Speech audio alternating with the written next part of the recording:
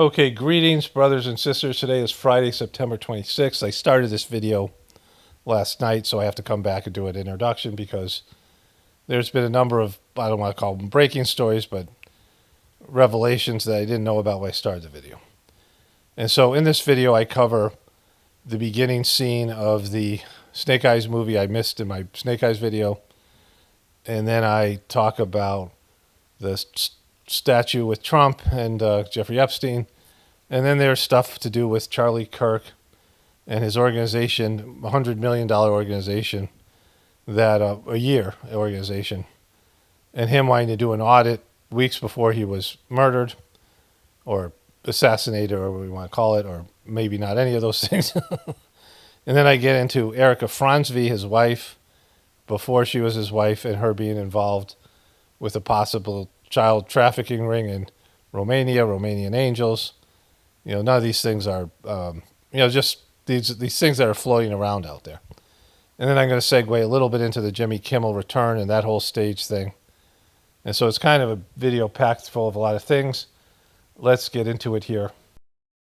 Okay, greetings, brothers and sisters. Today is Thursday, September 25th, 2025. So I have this quote I want to read to you here first. Then I think I'll be covering Jimmy Kimmel's unless some other big story breaks.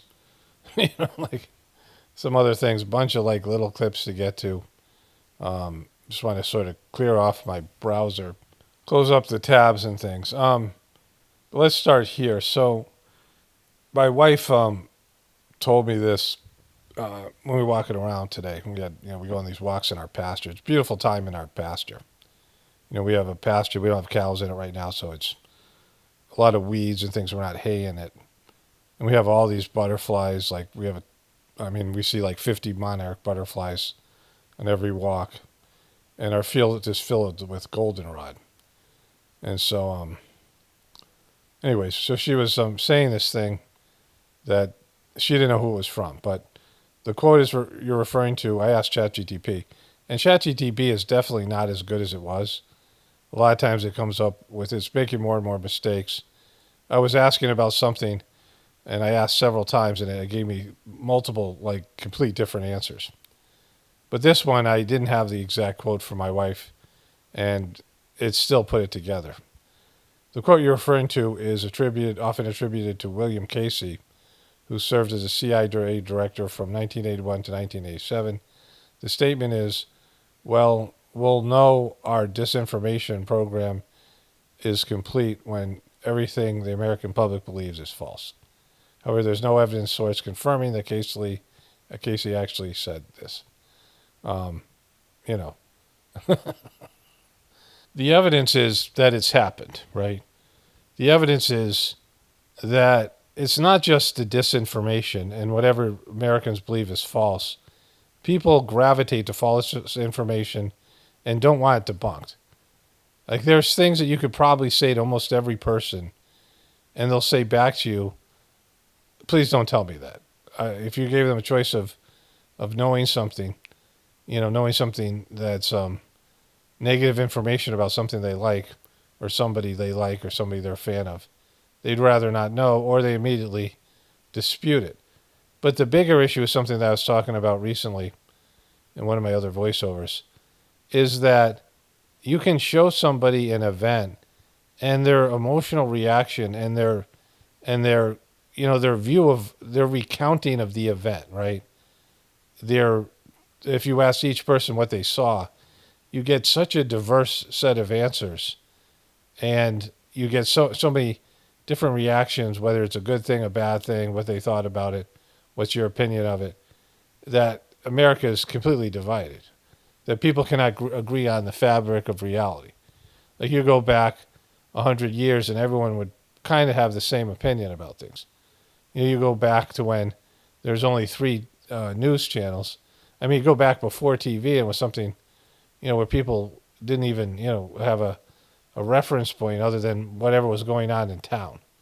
And they pretty much all agreed with the doings, in their tribes, in their villages, in the towns, and even in the big cities to some extent. And then you had newspapers, and they would tell you what was going on, and you would trust them, and they were at least more trustworthy than the media today. If not completely trustworthy, they were much more trustworthy than the media today. But in general, people had their opinions about things, and their opinions didn't differ that much. But now, across the board, there's so many different interpretations of reality that, like, it's fucked. You can't do anything with that, right? You can't. There's nothing you can do with that. So I have these 4 comments I want to get to. I think they're all kind of funny in one way or another. One person wrote 11111 in my video, 1 hour 11 minutes 11 seconds. I think it's the most understood of the 10 commandments. I think the most misunderstood of the 10 commandments. Thou shalt not take in vain. Thou shalt not take my name in vain, the Lord's name in vain. That's not about saying, oh my God, it's about claiming or speaking on behalf of God. So many people do this. And I want to comment about that because I don't know what the intentions are in the 10 commandments. And again, I'm not a big fan of the Old Testament, which I've talked about in the past. But when people speak for God, it's a lot worse than swearing. And I don't think anybody would disagree with that. But of course, after what I just said, sure, lots of people would. When you start saying that you speak for God, and nobody can say that, like nobody can, you can be a conduit for God, and you can allow God to come through you, which is a goal that everyone should have. But nobody can speak for God, and no religion is the true religion, and their God is better than other gods. That's just a bunch of horseshit, right? When they start saying that, they're lying to you. Somebody said, I haven't seen your channel in years. The algorithm must have put it out. Good to see you again. Yeah, I don't know why they are all of a sudden loving my channel. I don't want to say loving it, but they are not shadow banning as much when I'm talking about Charlie Kirk. And so I would assume that they want people to talk about Charlie Kirk, right? Because all of a sudden there are people, it was about 6 months ago or 8 months ago that I had this sort of, I don't want to call it argument, but discussion with one of YouTube's AI chatbot. And I talked about them shadow banning me. And they said, well, they don't actually do that. That's not something they do. And then all of a sudden, people that hadn't been notified about my videos in years, who had forgot about my channel, started to show up again and had gotten notifications. And this Charlie Kirk thing seems to be like something like that. So that's interesting. Then I said, this person said, the Bible as a spiritual book would get 2 stars? ? That's just dumb. It's it's something that I said that would get 2 stars, and 2 stars is generous because the only thing in the Bible that I know of where Jesus says the kingdom of heaven is within. And so if you go to the Eastern cultures, starting with India, but many other places in that area, they all grow up with a working understanding that divinity is within them, that God is inside of you, and there is an essence, your soul, and there's a spiritual instrument of your heart where you can connect with the divinity within you, and so people grow up with that as a cultural thing, and the Christian religion doesn't teach that, even though Jesus said it. They don't teach it. And so it's not, and that's spirituality. Spirituality is having an internal relationship with God. And every saint, every higher developed soul or just people who get, whatever, they wander onto the spiritual path. They have an internal relationship with the divinity within them, and higher developed souls, what people call angels. And they have either verbal exchanges like conversations, or they have energy that's transmitted into them, or whatever it is, that there is where God lets you know what you should do and what you should not do, and is included in your decision making. And once you enter onto that spiritual path, you're living a totally different plane of existence than the average person, because you're connected to the source of your existence, the reason for your existence, right? Not only God the creator, but your soul, which is God's creation. And so the Bible doesn't talk anything about that. So really, it's not even a spiritual book at all. There's some spiritual references and there's some things about God, but God is an external being. This idea that heaven is somehow outside of you, and you have to go somewhere, which is silly because it's not, your soul does not travel in the, the material sphere. It's not a material, it doesn't have the constraints. Your soul can go anywhere in the earth at any time. Your soul can, go anywhere in the universe at any time, and certainly in the etheric universes. It's not bound by time and space and the things that your body is. And so, yeah, the reason I know that is because I've read other things. And so it's still a kind of funny comment the way the person worded it, but, I'm completely right about it because that person hasn't read anything else. They think the Bible's the greatest book out there, and maybe for them it is. Maybe that's their capacity. If the Bible is too smart for you, and there's things in it. There's a lot of weird shit in it as well, just like other religious texts. But any spiritual book has to start with the idea that divinity is inside of you. So this is the comment I was most looking forward to reading. Okay, so there's actually two comments that I want to take a photo of. They were unrelated comments. And one of them was cut off, the one I want to talk about, but I found it. It's not a negative comment. The person isn't banned. But the first comment, let me read the first one first. It actually came in second in terms of, I read things from newest to oldest. But anyways, I wish you people cared about the unborn babies that get murdered here in America by American females, like you care about everyone else in the world. I'm so tired of hearing Free Palestine when you guys don't care about the babies being killed at all. You care about is the Palestinian babies. What about American babies being murdered? I don't know, crazy. But, you could actually care about both things. You could be against all babies being murdered, and, you don't have to say something every time because it doesn't matter what you say. You're not going to stop either one of them. If I say anything about abortion, I believe that life begins at conception. I also believe that it's wrong for the Israelis to murder Palestinian kids, and my words are completely useless. They're not going to stop either one of those two things. So, but anyways, the second person writes, when I listen to your video and you get to the segment where you reply to comments, I can't help but to remember a video you did years ago when you said, don't be a binary fuck. It should be a mantra for many. And I'm glad this person said that because, I recognize this person, and I don't think that person has been to my channel in some time. But I am glad that they said this because I want to bring back binary fuck. And what I meant by that is, the way that they want you to be is on or off, left or right, conservative or liberal, Republican or Democrat, all these things. They want you to have two choices. Now, I often say that you have one right choice, and that's the choice that God, the divinity within you, wants you to make. That in every situation there's one right choice, and that choice also always has to include that you make this decision in partnership with God, right? That's a constant presence inside of you. That you're aware that you're bringing God into your decision-making process. And after a while, that happens automatically. And so that's the one right choice.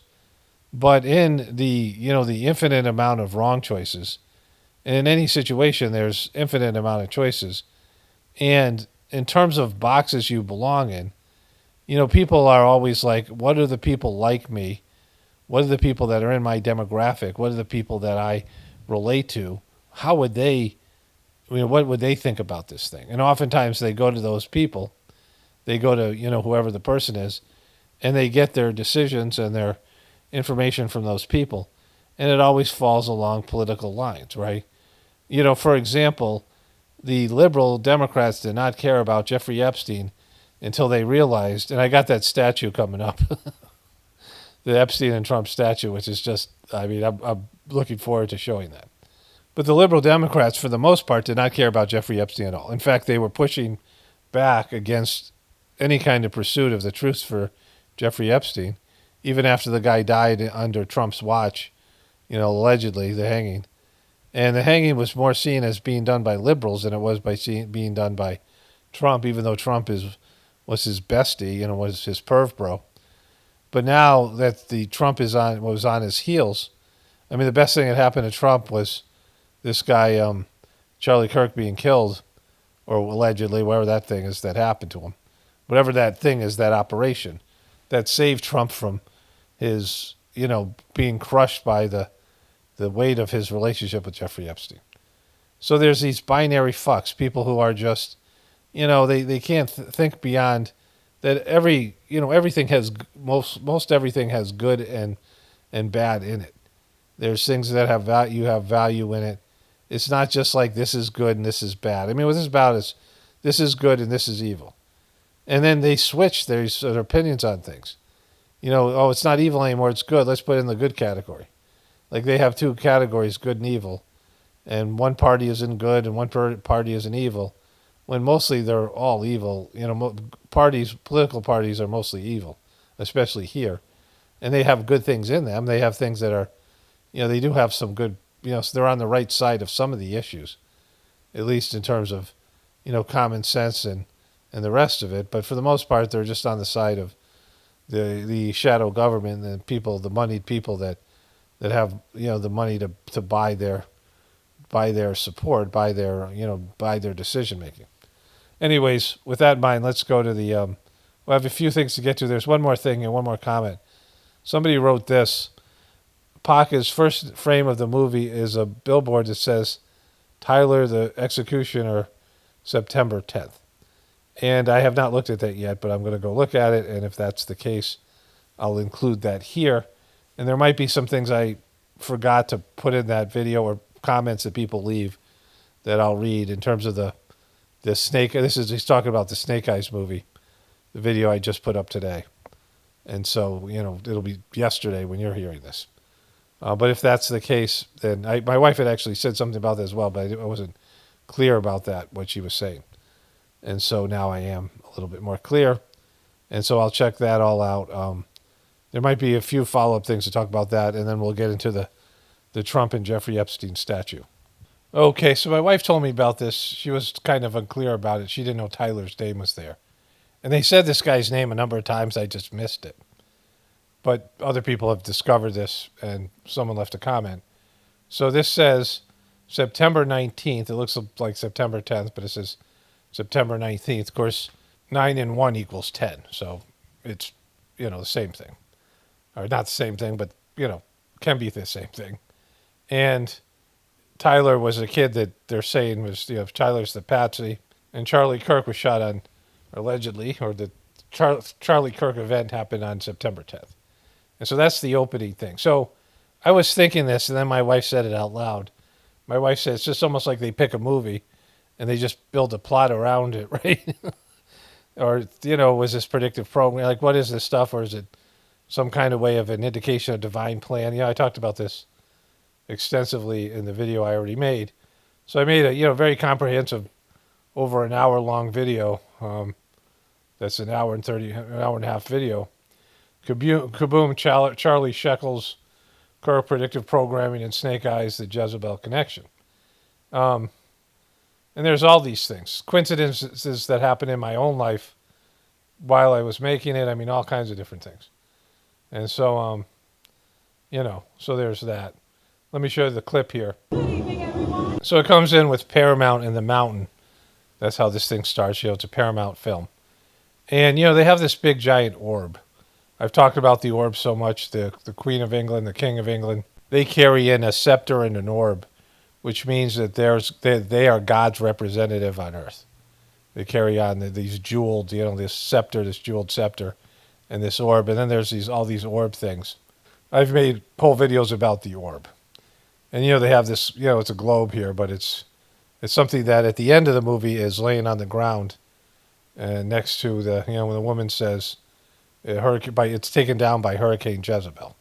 The Earth, this is the Earth, the globe is taken down by Hurricane Jezebel, or Tropical Storm Jezebel. And I gave that extensive coverage in that video. And then here comes the opening sequence here. Welcome to a power pay-per-view. And this guy Tyler's named the executioner. So you might have even seen this already somewhere else. But I gave this extensive coverage. There's so much here, and there's so much that I probably missed or don't know. I watched the movie, but I mean, there's a lot of symbolism outside of all this stuff. It's not a great movie. Nicolas Cage was just cranking out those shitty movies back then, but it's fucking loaded, right? I mean, it's almost like a They Live type movie. In a number of the Snake Eyes posters, there is this water sign, which we've seen quite a bit. I have a bunch of them from Donald Trump. Used to love the water sign, and so this is an Aleister Crowley symbol, right? The wicked man, the most wicked man ever on planet Earth, and so here's the water sign. Let me show you the Donald Trump stuff here. Actually, here's other pictures here, right? This I don't know where those pictures are. Cast there. But you have an Illuminati eye here, right? The one eye here. And so these might be related movies.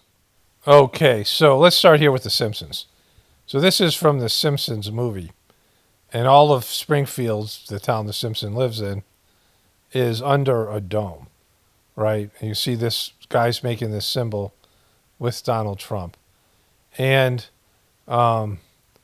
this guy says, "We are commencing Operation Soaring Eagle, which involves killing you all," right? So, I watched a video about this probably 10, 15 years ago. Back then, the quality of the truth community was so much better. And there's people who knew real shit, smart people, educated people. Like the dumb fucks hadn't invaded the truth community, and those people hadn't been censored out of existence. There's so much truth or knowledge, like the education that I received from the people making truther videos back then, as opposed to what people get today with the right wing dumb fucks and all the rest of them. And so there's somebody made a video and they said they called this symbol a jangle, and I'm not sure that that's right. That might be. There's a great video about Jimmy Savile, the guy who was a pedophile of like over 500 kids and dead bodies. I mean, he could walk right into the castle, and he was best buddies with Charles, now King Charles. And he used to say jingle jangle, so I might be confusing that with something else. But this guy called this symbol something, and he gave an explanation for it. I couldn't find it anywhere else. It might be in some of my old videos. Maybe some of you guys have been around here for a while might remember it. I doubt it. But either way, in terms of Aleister Crowley, this is called the water sign. And there's all these celebrities and movies and Donald Trump who, let me just put all those pictures. So anyways, Trump was big into these hand signals. And I don't know if he still does. He probably still does. I don't pay as much attention to it, but it wasn't just him. So, and he also threw up the devil's horns and the 666 and all those things, right? Of course, they can be considered the OK sign and all these other things. Just, everyone who's throwing up these signals doesn't mean they're a part of some, Aleister Crowley Freemasonic Illuminati thing. They do it intentionally, but, if they're people in power and, there's a reason for it. Like it's, you have to, everything is staged and they might not know what it is. Like they could be told to just throw their hands up like this because they got direction. They have handlers. There's the Pope. So they have all these, these types of things. But they're told to pose this way by photographers and other people. So it isn't accidental. When normal people do things like that, it's a little bit different. There's Trump with the devil's horns and the water sign. And so I forget what the water sign is. You can look it up, what it means. But, it's significant in this movie because all these things, Tyler the Executioner and all the other things I covered in the movie, where there's a guy named, if you haven't seen my other video or haven't heard about this yet, there was a guy in the movie who was the head of the Defense Department, Secretary of Defense, and his name was Charles Kirkland. Basically Charlie Kirkland or Charlie Kirk, Charlie Shekels Kirkland. And so, and he was killed, and there was a boxer named Tyler, the executioner, and the event happened on September 19th, and the 9 and the 1 equals a 10, a day before. And this was pre-September 11th, right? This movie was released, I think, in 1997 or 1998. And so it would have been when the movie was made, probably when Charlie Kirk was about 1 or 2 years old. Or maybe, whenever the script was written. Anyway, so, if there's any more from this, anybody leaves anything else in the comments that are things I need to add, I'll add them here tomorrow, and then I'll get into the rest of the video here. So I just want to add one more thing here. What my wife and I were talking about. It would make a lot more sense that they would take things that are in TV shows and include them in these packages of information and these stories when they create these stage events. So if they looked at Snake Eyes and they said, all right, let's make this Charlie Kirk thing about Snake Eyes, of course, they would have had to name the guy Charlie Kirk whenever, whenever that was. I mean, let's say this guy was some CIA mind control dude. They would have to name him Charlie Kirk or whatever. That's kind of the hard thing to explain. But everything else, the Tyler, they could name, there's the Tyler, the executioner. They could just name, they could always call the kid Tyler when they're writing the script. And so, that kind of would be the most logical explanation. At least it wouldn't be as, hard to believe that they predicted this years ago. This was a part of a plan. And not just this. I mean, The Simpsons have predicted so many things, and then, all these various movies and TV shows that have predicted these, this predictive programming. Of course, I always talk about how there's a divine plan, so that's part of it as well. But either way, it's pretty fucked, right? But let's get into the other stuff here. Okay. Okay, so I was looking at this thing this morning. My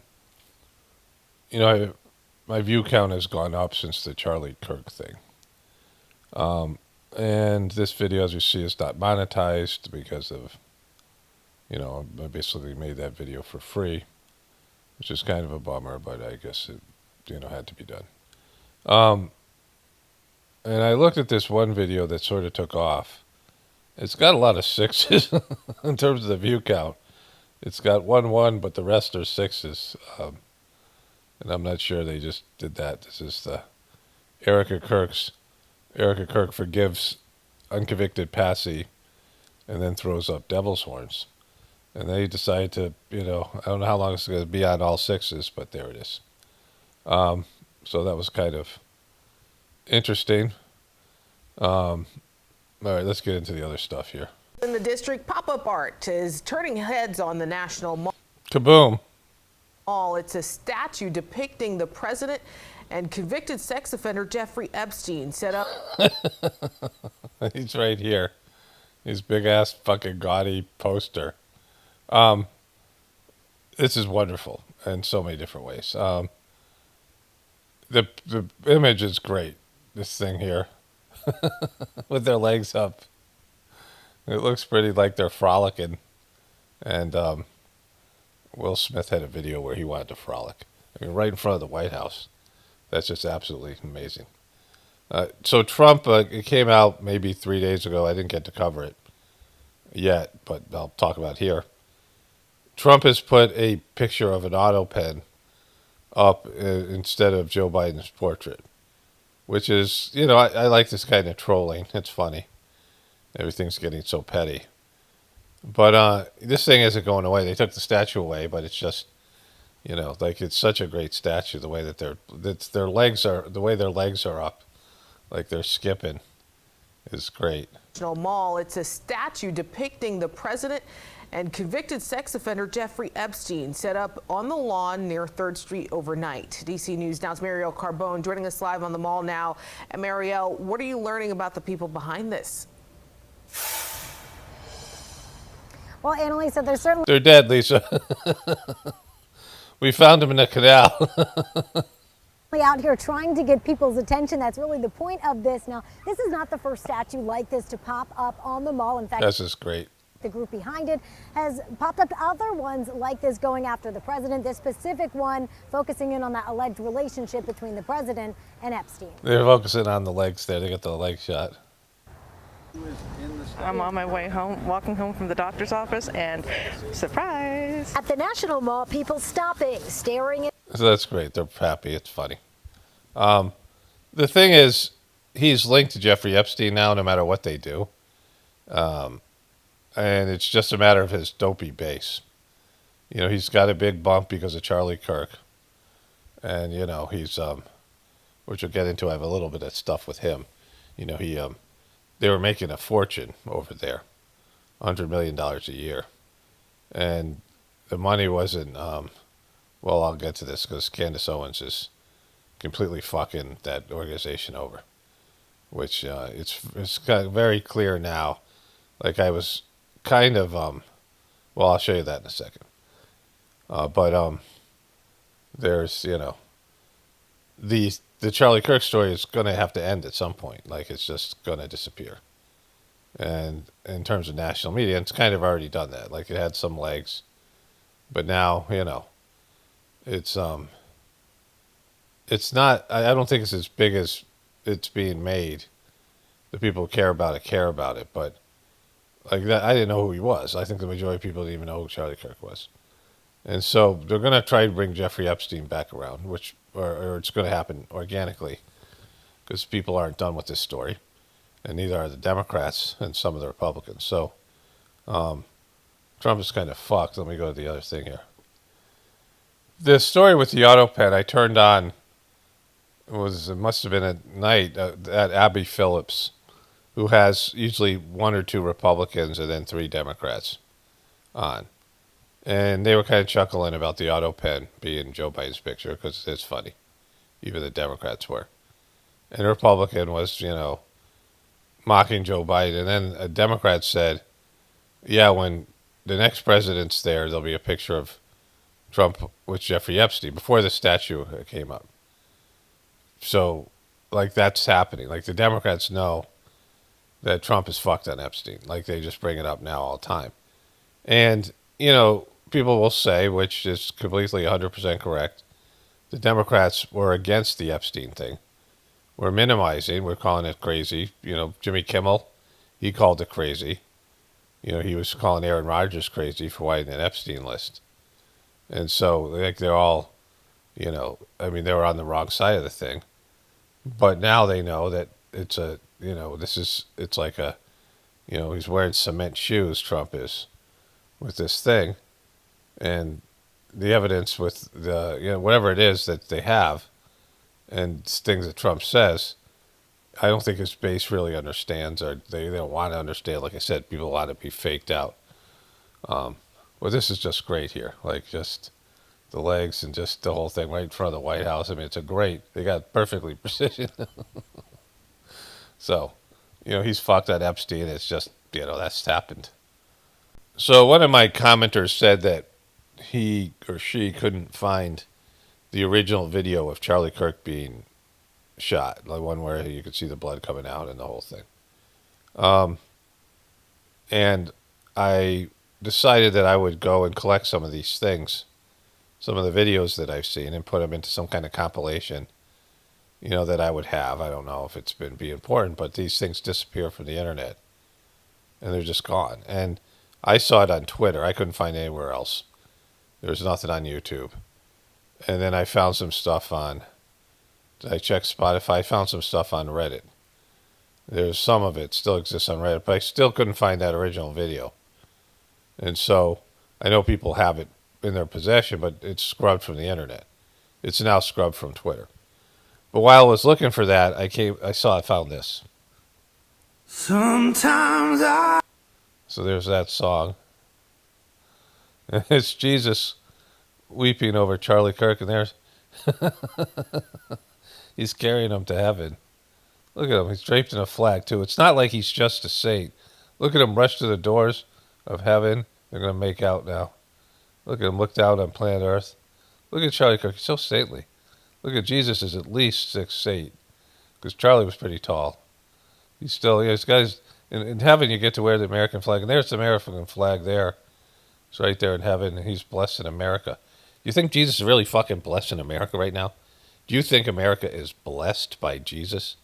Do you look down around you and think that Jesus is, is overseeing what's going on with America? That he's all in favor of what's going on with Trump? And I mean, it's just these people are so stupid, right? Like, it's clearly we're not blessed by God right now. I mean, America's a mess. The world's a mess. And it's not a matter of being blessed. It's a matter of cooperating. We're not cooperating with God. And it isn't just the fucking liberals. And Charlie Kirk wasn't cooperating with God. There's one thing I wanted to say, too. I've been talking a lot about the Old Testament and how it shouldn't be in the Bible, because they're two separate books.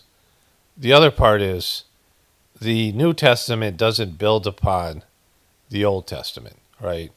It isn't like the New Testament is somehow aligned with the Old Testament, and Jesus is talking about the Old Testament in the New Testament. They're just completely different books. If you look at the character of God, who's a narcissistic, petty, warmongering, butthurt, whiny, constantly angry, vindictive, and making telling Abraham to sacrifice his only son, sacrificing sheep, telling this destroy these people, destroy those people. God is a complete asshole, violent, and just narcissistic. That's how God's presented in the Old Testament, and God is compassionate and not any of those things in the New Testament. And so, like, the way God is not even consistent in the two books. Jesus left his religion behind, and he didn't talk about his religion. Like, if you, I'm not a biblical expert, but I know that, right? That the books are completely different. It isn't like it's a sequel, like the New Testament's a sequel to the Old Testament, right? The Old Testament is the Jewish Bible, and it has one perspective of what's gone on, and then Jesus is talking about, it isn't even in story form. His teachings are from India, and he learned some form of yoga, and he's teaching these people something else, right? So it's like, you were born a Christian, and then you go to India and you do some sort of yoga, some New Age person would do, and you don't talk about Christianity anymore. You've left it. You've left it behind, and now you do something else, and you come back and you present that something else to it. And you wouldn't write a book where the Bible would be the first part, and then you slap on your new age yoga thing second, right? Jesus was now a spiritual person, and his teachings were quite different from the Old Testament. And I don't know why they chose to do that. I don't know who chose to do that and how it came about. But Jesus' teachings and his work, when they compiled it into something, and then of course St. Paul came along, and he put all his stuff in there, and he didn't even know Jesus, right? So there's that. But he was a part of the Pharisees, and he was persecuting Christians, and then he became, had this spiritual experience, and then whatever. I don't know if he connected to Jesus in some sort of channeling way, or just he was doing his own thing. So, the Bible isn't like a consistent thing, right? It's not a, that's what I mean when I say that the Old Testament shouldn't even be in there. It's not like he was saying, oh, I want to add to the Old Testament. This is like, even with the Book of Mormon, right? Does the Book of Mormon have the original Bible and then they put their Bible in on top of it? No, they have a whole different thing they do. It's a different whole, movement. I don't know about these other people like the Jehovah's Witnesses and these other people that have a new teaching, right? But it's not like, all right, we're going to add a chapter to the Bible. Like, it's something new, right? Anyways, so there's that. Let's see if there's any more here. Look at him. He's looking over. Okay, TikToks. So, Candace Owens seems to be angry at Turning Point. And I didn't even know that she was a part of that. I didn't know anything about her. I knew her a lot more than I knew Charlie Kirk. I didn't, I heard his name from her when I saw some videos popped up about her turning on Israel. Now, I find her difficult to listen to. It's the way that her inflection in her voice. I don't know whether she's from California. I don't know what her accent is, the way that she talks. Like it's almost like an educated Kardashian type of thing. I don't know what it is, but a number of people have commented on it, and my wife also said the same thing. But she is fucking bringing it in terms of shitting on Turning Point. And she seems to have factual stuff here, right? Because she's going to read a memo from Charlie Kirk. And she's going to get into the finances. And this finances thing is very incriminating and certainly a motive for murder, right? So I don't know if she doesn't seem to, she talks highly of Erika Kirk, but it doesn't seem like they have any communication or any relationship. And so I don't know if she likes her or not. And she's not willing to say whatever's happened. And she feels jilted by them, or whatever. She's like upset about something that's going on there. But she has got inside sources, according to her. And she also had interactions with Charlie. And so, and this kind of thing is funny. Like, I enjoy this kind of thing. Because she is going scorched earth on Turning Point in a really subtle, dickish way. People had said they really don't like her, either. And people had said, comments section. But the one thing I can say about her, and positively, my wife and I were driving to get something, and we listened to something that she was saying. And she told this story about, like, in a lot of her stuff, like, I have no interest in. And she's a Republican. She's a party. I don't consider her like a truther. But she was telling a story how she thought she had this, this intuition thing to go to England. And, again, you have to either believe somebody or not, but this seemed to be a legitimate story.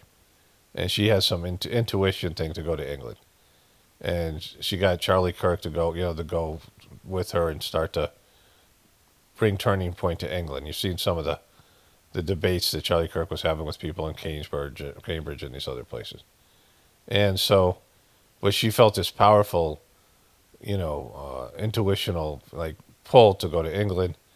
And she said that's where she met her husband, and 17 days later they were married. Or engaged.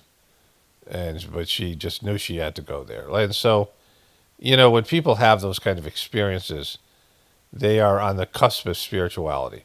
Whether I like them or not, whether I find them, or something, right? People have, there's some inward pull where there's, whether they even are godly people, they're, the people who are, directed by something, like you just know things that you have to do these things, right? And then when you meet people who are significant, or you just, like a lot of people, they complain about their lives, but then they have a sort of a way out or something, like they feel like something comes into their life that makes them sort of wake up, a person or something, and they can't go with it. They're too scared to leave their miserable lives behind, right? They can't do something like that. So, I don't want to say anything about her, being like a spiritual person, but that's a story of somebody who at least has some internal movement, internal relationship where, like you can be guided from within, right? There's divine forces that are there in your life, and people who are interactive with them, they have intuitional things, and they just go do things that are, they'll just hear something or they'll feel something, and they'll just be pulled someplace or something like that. That's how I ended up in New Mexico, right? When I was living in Massachusetts, there was just a lot of signs, and and it was an important part of my life to go there. There's things like that have happened over time. Where you're guided from within, and you make life choices because something inside you tells you this is what you're supposed to do. So I don't want to say I was impressed by that, but it made me see her in a little bit of a more positive light than some of these other people who are just very just mainstream, locked in the mainstream kind of, bullshit. Sometimes they get the wrong idea that they can sort of do things that people can do on Wall Street, right? Like if a CEO steps down from Wendy's, you can just replace that person. So what you said here, let's just go back a little bit more here. Interesting, and I will say that this next piece that I have is in large part thanks to a multitude of leaks that are coming out of Turning Point USA. Now, right away, you might ask, why is that happening? Well, I can tell you in my experience, political organizations sometimes don't recognize that they are not like corporate organizations. And what I mean by that is not whether or not the organization is a corporate, but rather sometimes they get the wrong idea that they can sort of do things that people can do on Wall Street, right? Like if a CEO steps down from Wendy's, you can just replace that person as another CEO and nobody cares. If you're buying chicken nuggets from Wendy's, you don't really care who the CEO is. Doesn't really work like that with political organizations, right? So it's interesting she's calling Turning Point a political organization, right? Because it's being built as, and that video I showed you had Charlie Kirk in an American shirt. Now, the really dopey people out there think that America and Christianity are, that God and America are, God bless America, right? Song God Bless America. That America is somehow blessed by God, and our wealth and our, what we have is based in being blessed by God. And, there's things that have to happen. Like there was the connectivity around the world. You had little groups of people of different races and different cultures living throughout various places in the world, and they were separated by oceans, but also the inability, no car travel. People just didn't travel. So if you go back a couple hundred years, and then all the time before that, and then there was before, there's at some point there was the people who built the pyramids, and there was some genetic manipulation going on. I've talked about that. Some, there's some kind of, our lifespans are shorter than they should be.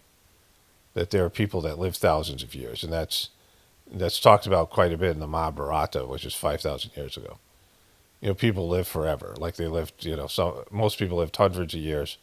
Some people live thousands of years.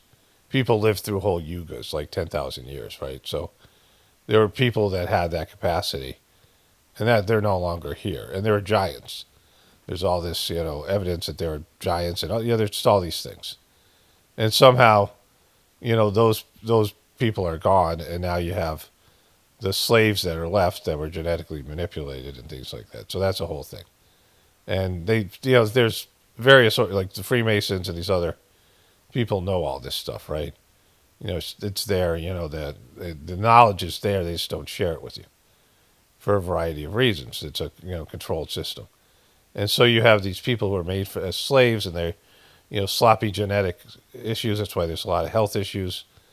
People have allergies and, things like spina bifida that, that people with things, that people who have genetic abnormalities that can't reproduce.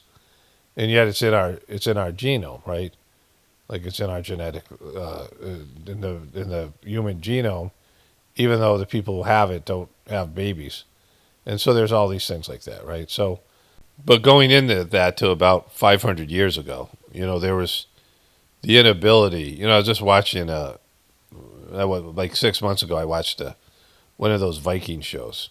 There's a few of them on Netflix. And the beginning was when they developed a sort of a primitive compass system. And these Vikings were able to come from, Finland and Denmark and those areas where they lived and make it to England. Because nobody had the ability to go out in the open ocean. But I know they were doing this in India years and years ago. Like they were more developed over there. When India was like the sort of the dominant technological and whatever it was place in the world. Like this has happened. Like, there's, Genghis Khan, and these other people. There's these various empires that sprouted up. But, people had to get around by horse and ship. And, for the most part, you had all these different types of people, different colors, different heights and, different, body types, and you had all these variations of humans that were, that were just there. Then they weren't interacting. They weren't, they weren't reproducing together. They weren't, having, children. They were just separated from each other, and people didn't travel. Most people just didn't travel. But then they started, the ships were able to go across the ocean, and people developed the capacity to go from one region to the other. And then these people started to intermingle, and, then you had all these new variations of human beings, right? But, up until that point, that wasn't something that was happening. You had all these little pockets of people that were different types of, people, and they were intermingling. Even like with the Native American tribes, some of them were quite significantly different genetically, and they never met. They were just, the vast amount of American area, and they all lived in their little area, and they all, within some, 100 miles or probably less, 50 miles area region, they just didn't know what was around them, right? That was it. They were there. And so there was this thing that had to happen where everybody was there was supposed to be a world of people, right? That were connected by, air travel and ship, by ocean. And we have like a global society. And that was ordained by divine beings, like it was supposed to happen, right? And other than that, that was all. Like that, just because there was rewards for the European countries that started to push for that. England and France and Spain and these countries that started to want to conquer, and it didn't have to go that way. Master Chargy, the third master of the meditation that I do, said the abuse and the slavery and the evil shit that happened was not a historical necessity, but everything else was supposed to happen. It was a part of a divine plan, right? The way that went about it, sometimes you have to motivate people based on their ambition, their greed, their lower nature, because they wanted things. Otherwise, they would just stay put because they're happy where they were for the most part. Some people are restless, but to motivate large groups of people to move halfway across the world and start to form colonies and things is there has to be something in it for them. So that's that was the motivation. But that's it. That's the only way that America was blessed. It was, in terms of what was supposed to happen. Now America's certainly not aligned with God, right? And neither is Turning Point, right? Because it's a political organization, which he's saying. When it comes to politics, people get behind someone because they believe in that individual's ideas, right? You can't just play a swapsy all the time or think it's just going to go on, and you're still going to have that same energy behind you. And so obviously this is a terrible situation. So she's talking about Erika Kirk. And I made reference to this in my last video, that she, she was put in a shitty position. And now, like, my wife sent me something last night, and we were talking about it. Like, it was something that she saw, and we watched it. And it's like a Reddit post. And there are a lot of people who are anti-Erika Kirk people, who were maybe a part of Turning Point, like Candace Owens. Because she obviously talk about Erika Kirk, that they could just, or the people that are going to be, whoever's going to be the face of Turning Point, that person isn't going to be Charlie Kirk, and so it isn't going to be the same, because he was the star of the show. Like, he went to these places and he debated people, and he had a thing that was working, was bringing in people, and they can martyr the shit out of them. But if you can't bring in people who are charismatic, you have people who are, the talent of the whatever's going on, the thing's going to fail. And the other part is, this is what's going to happen when Trump goes. These people hate each other. Like, sometimes you have an organization that's based in following one guy, but the people in the organization don't get along. And so when that person goes, there's no, the people start in on each other. And so these people are, pissed about what's going on there. And there's a movement, and people make changes that other people don't agree with. There's probably different groups of people that all had their own agendas, and now there isn't one person above them who's saying what to do and what not to do.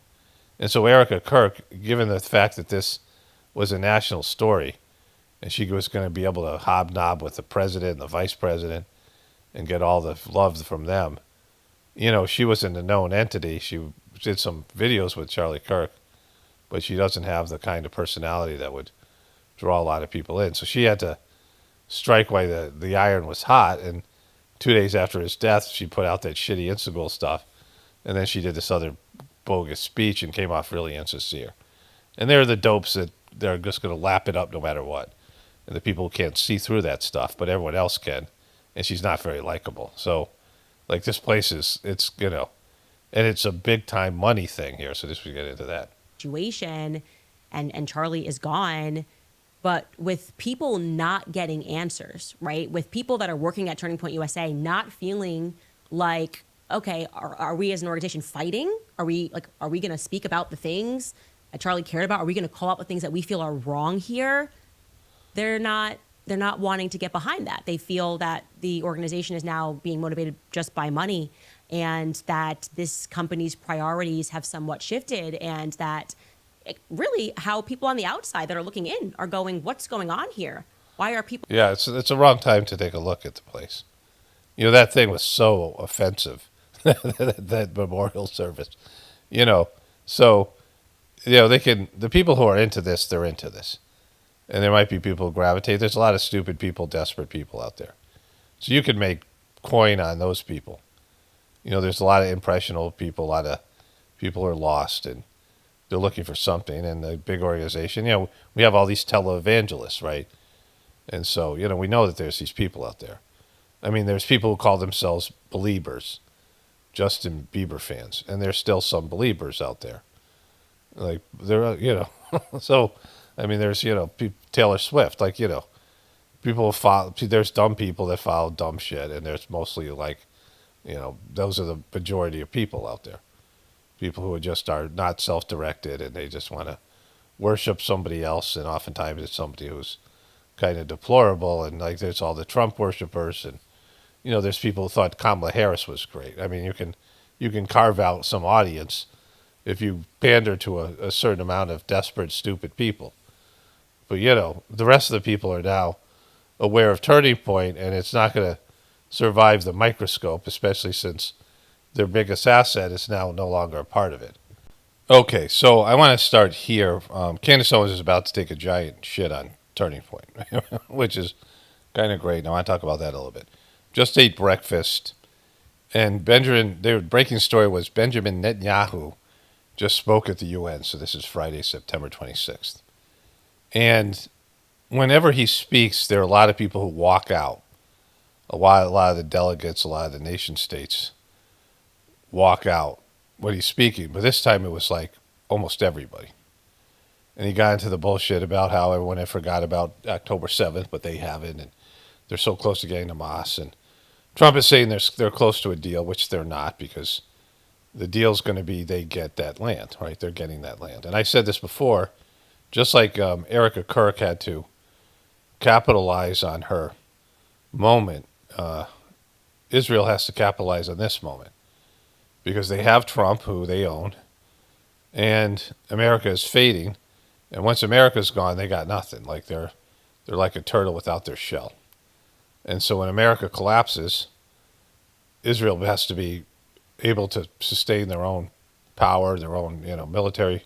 I mean, they're in a region where everybody hates them, and without American support, they're very vulnerable, and that's going to happen soon. And so, this thing is all about Israel. Well, first, I want to say this. Kamala Harris, and I might not be able to get to this, but there's a Fox video that came out. I saw the title, and she apparently said about Tim Walz that the guy couldn't get any worse. So Kamala Harris is going after everybody, and she sucked, and she was unelectable, but she's, how she is about, and how all these people are. But there's this thing that happens, and it very rarely happens in politics, where the truth comes out. Like, you think about what Kamala Harris said about Tim Walz and her Democratic colleagues, and even she went after Josh Shapiro and these other people apparently. And Josh Shapiro's out there just trying to take the high road because he's got his eyes on 2028, genocide Josh. And she would tell you how great Joe Biden was. But during the debates, her and a number of her, Joe Biden's competitors were laughing at him because he was senile. There was that moment I always show with her and Cory Booker. But they all have these scripted lines that they say. This was there's this guy named something Williams, Robbie Williams, and he was a part of some boy band. I don't know the name of it in England. And somehow I heard an interview where he said the only time boy bands get interesting is when they break up and the knives come out, right? Because the boy bands were the worst, and now they do this in Korea where they take a bunch of different people that are not like an organic band of a bunch of guys who formed a garage band in their hometown, and they grew up together, and they come from the same place, and they're a group of people, like a team, because even those guys break up. Like you think about how bands, even something like the Beatles, right? You think of Beatles, in England, and you have that, they're all from Liverpool, and whatever happened to Paul McCartney, but those things.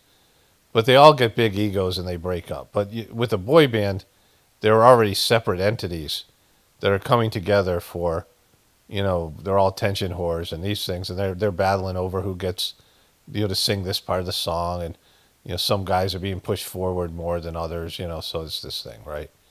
And it's horrible music, and they're just like icky. My wife and I were talking about somehow something came up about Mark Wahlberg, and I said, I wonder what happened to the Funky Bunch.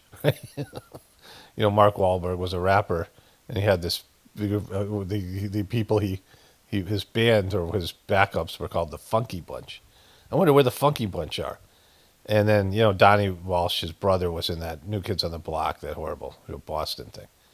But like the truth, they'll come out and they'll pretend that they're friends, and they're all trying to get that 13-year-old girl dollar, right? They're all trying to get those young women who spend their money on these kind of things and posters and all that shit, right? The Corey Haim's, the Corey Feldmans, they all market to these demographic of these prepubescent girls and teeny boppers, 14-year-old girls, and they market to them and trying to get their parents to spend money on this stuff and concerts and the rest of it. But then it comes out how much they hate each other. And even like with, Aaron, was Aaron Carter and his brother, his Nick, the family members are jealous and they're competitive. And, the truth doesn't come out till things break down. And that's why I like the breakdown, right? When people, have lost and are embarrassed and, the thing didn't go well and they finally fucking tell the truth, right? All the shit comes out. Like they all put on a happy face and they're all like, Candace Owen here is on Charlie Kirk's channel. There's multiple videos of her. Candace Owen strikes again. These are from a year ago. And sometime about a year ago, Candace Owen said some shit about Israel and they had a breakup, right? She still said she was friends with Charlie Kirk, but her and Turning Point weren't cool. And she still had some friends over there. But, Israel won that battle, right? And she had to leave. And Charlie Kirk continued to be Charlie Shekels and chill for Israel. But there seems to be this, these people here. Candace Owens knows best, right? These are all things that are up on Charlie Kirk's channel. So she has legitimate claim that she was a part of that thing and was friends with him. And, there's Megyn Kelly and there's Tucker Carlson, there's Charlie Kirk. These are like the four horsemen of the Christian apocalypse. And, they all suck in their different ways. But three of them have realized that it's in their best interest to start talking about Israel, right? Because Israel's, there's a growing number of people in the right wing and the semi-truthers who are, they don't want to give any more money to Israel in this whole thing, right? America first people, Trump people, whatever. But, they have these people like Trump and Charlie Kirk who still are owned by Israel. And they don't want to shit on those people directly. Of course, Charlie Kirk now is dead. And so, but they are talking about their organization. And these things are going south. So, Candace Owens is about to let some truth out about, she's been hinting at things and she's been sort of, whatever it is. And she's still praising Erika Kirk, But, you know, Erika Kirk is now the face and the president of this thing. And it's she's about to say stuff about their money that they don't want out there, right? And just to add to this, you know, it's Charlie Kirk is the name of his YouTube channel. It's not Turning Point. And they're now on there. They're on there's a video recommended to me today by YouTube about Charlie Kirk. They have Erika's picture, but she's not on there. And they're doing the Charlie Kirk show with other people. And at some point, they're going to have to change their name. Like, they can't be Charlie Kirk. He's dead. Like, there are going to be other people. Someone else is going to be the star of that show, or it's going to be a team of people. So they have to change it to Turning Point. But no one gives a shit about Turning Point. Charlie Kirk was the whole thing. He was like 80% of this thing, right? And so, you know, the money that's coming in and the things that he was doing, whatever they do, it like that part's over. You know, they have to pivot. And Erika Kirk, I don't know why I keep on calling her Monica. She's not really up for it. Like, she doesn't have those abilities. She doesn't have the charisma. She doesn't have the whatever made his thing pop. People not more rattled by the lies that are being told. Actually, I think if Charlie were here, he'd be talking about the weird things that were being told about this story, right? Ironically. And so many people have reached out and they spoke about the finances at Turning Point USA. And, you know, I'm not exactly a forensic accountant, but I know that other journalists got really interested in this angle who were similarly receiving leaks and have pushed this off to forensic accountants, and some of the stuff is getting very interesting. But I did want to show you guys this because I think this proves what we have been hearing. It's at least a starting point. An insider who said that they were there and present when Charlie had expressed some concerns about where the money was going. And leading up to that moment, Charlie had by and large completely removed himself outside of the organ of fundraising, which is to say that it wasn't something that he necessarily had his finger on. Of course, he always would show up for top donor meetings. He is the face of the company. But in terms of the accounting specifics, he trusted his lieutenants. Of course, something that big, you're clearing $100 million a year, you got to have lieutenants, and you have to trust those lieutenants. So clearing $100 million a year. So I was halfway listening to this, right? Like, I was doing things, and, there was some kind of thing in the title. I mean, it's just tough for me to get through. And there's a lot of things she talks about I don't care about. But I was like, wait, did she say just $100 million a year? Because that's fucked, right? They were making $100 million a year. And if you're a donor, and all these people are donating, remember on the memorial, they had a bar underneath pitching merch, right? They had all this merch stuff that was linked in their YouTube video, which got, I don't know, like 100 million views or something like that, crazy amount of views. The whole, whatever it was, millions of views. And they were pitching merch, and they were getting donations for that fucking horrific, whatever that memorial service that thing. And the stuff with Trump, I mean, it was just obscene. And, if you're given all that money, and really the only reason to do it is you were moved and like Charlie Kirk. I mean, the organization itself was, it was him. It wasn't he was only paying himself. This is something my wife told me. I didn't check this out, but $400,000 a year. So he was getting $400,000 a year. I don't know if his wife was getting something like for whatever she did. But if they're pulling in $100 million a year and it's his organization, where's that money fucking going, and where's it coming from? And he's disconnected from it because, when you're the talent, I mean, whenever you do something like, some kind of your personality on the internet, when you grow that big and you're not a business person, like I'm not a business person, right? Like, I suck at it, don't like to do it. It just, the whole merch thing. I heard back from the merch company, by the way. They said they're going to put this, I don't know. We'll see what happens. They owe me $1,800 for my merch. But it was, it was more of a hassle for me than anything else.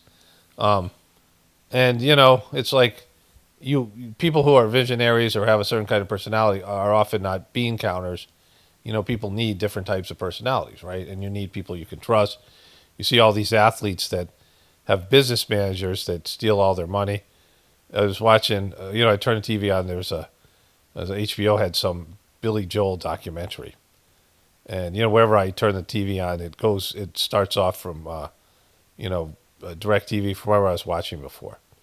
And usually I tape everything I watch so I can fast forward through shit that I don't like. A lot of times there's stuff I just don't want to see or care about. But Billy Joel was talking about, there's a 5-minute thing I watched they had a whole thing on him. I wasn't interested in it. But his brother-in-law or someone of his relatives, his business manager, stole like $90 million from him, right? He just, and the guy's like, I don't know, I just picked the wrong investments. But you got that kind of money, and you got to wonder if this was a money laundering operation. $100 million a year if they were laundering money, because that's a lot of money to be making for a guy who goes and debates college kids, right? So, but I mean, think about and I don't know all the money streams, but they don't want that shit out there, and they certainly don't want out what she's about to say now. See, when I heard the $100 million, and I'm like, my interest was piqued, right? And of course, sometimes those leaders don't like one another. That's all normal. But then there arrived a moment when Charlie felt that the money was disappearing. Allegedly, I'll say allegedly here, but I think we have some proof that shows that. And the excuses that he was being given for the money disappearing wasn't adding up for Charlie. Said another way, the math wasn't mathing, okay? He felt that, again, according to sources, that the company was burning through cash too quickly. And Charlie set about finding out why and how this was happening. So on September 2nd, which is, of course, just 1 week before he lost his life, Charlie surprised the company by announcing that he was putting together a DOGE department. Yes, a Department of Government Efficiency like Elon Musk and Vivek Ramaswamy had set out to do. Trump won. They got behind him, right? They said, hey, there's a lot of pork. We don't know where this money is going. People are just accepting checks. Again, this is the whole purpose of the Department of DOGE. You put us in there, and we're going to figure out how all of these... So, I don't know what her influence is on other Turning Point people. She gets over 1 million views per whatever. And then her stuff is then discussed by Tucker Carlson and Megyn Kelly. So there's that. There's this group of people. I don't know how much cross viewership there is, but there's certainly some. And there are a lot of people who are going to be dissatisfied with the government answer here. And those people are not just Turning Point people. They watch other people. And there's lots of, my viewership has gone up a lot because of this issue, because people are dissatisfied with the official story, right? The official story is, much more so in the bullshit Trump fake assassination attempt, right? Like this is a much bigger set of questions that people have. And so they're going to Candace Owens, her viewership is up. These people, a lot of them Turning Point people, and they're not getting the answers from Turning Point. She just fucked them. Because if you're giving money, you're donating money, and you hear that Charlie Kirk didn't know where the money was going to, and he didn't trust the people, so he decides to do a fucking DOGE-like thing, an audit, which is, weeks before his death, like he announces, I want to audit you motherfuckers because I don't trust what you're doing. And I want to look into the money, and I'm going to pay attention to this. And if you've been fucking embezzling money, we're talking $100 million here. And then the whole thing with Israel, these are real reasons to kill the guy. Not some gay dude who's all of a sudden, in a relationship with a transgender, and he's very upset, but he knows how to shoot, so he's going to climb up on a roof and, execute somebody. Like this the lone gunman thing, just, it's worn out. Like it really didn't do well with Kennedy. There's 60% of Americans, it's probably even more now, don't believe in the official story about Kennedy, JFK. So, and the whole stuff, you listen to Bobby Kennedy, Jr., RFK Jr., like he thinks both of these things were, done by like CIA and foreign governments. So, people don't like the lone gunman theory. It's just a patsy thing, and it's just, all right, well, nothing to see here, when they'll just, try to kill this story as quick as possible. And even though people don't believe in it, it's just accepted, and then everybody stamps it, and there's, whatever. But, now with the internet and the way people are, they're not buying this thing because it's fucking goofy, right? It doesn't make sense. And so, like homeless people kill each other over $5. What people will do for money in terms of murdering people, they'll murder people over little amount of money, right? And $100 million, they'll totally kill somebody, especially if, you're going to go to jail. So this is a motive, right? This is a big-ass motive. And I guess she's going to read this memo here. But she's clearly fucking this company over because, they don't have Charlie Kirk now. And all the dust will settle from his, I said they're going to have that martyr money. But if people don't believe in the organization anymore, right, then they don't have anything. Like, if they, especially with this insincere wife, and we'll get into her, there's a weird video with her dad. I have to verify the thing in a second, but if I do, I'll show it to you. So it's a fucked up thing. So this is great. Bureaucrats are just wasting tax dollars. Really kind of a nice way of saying we're going to conduct an audit of the government, right? That's the only way to look at what DOGE was. It's an audit, and then you cut the fat, and you see where the money's actually going. Don't listen to me, by the way, because we can read Charlie in his own words. This was a internal memo that went out, signed off by Charlie on September 2nd.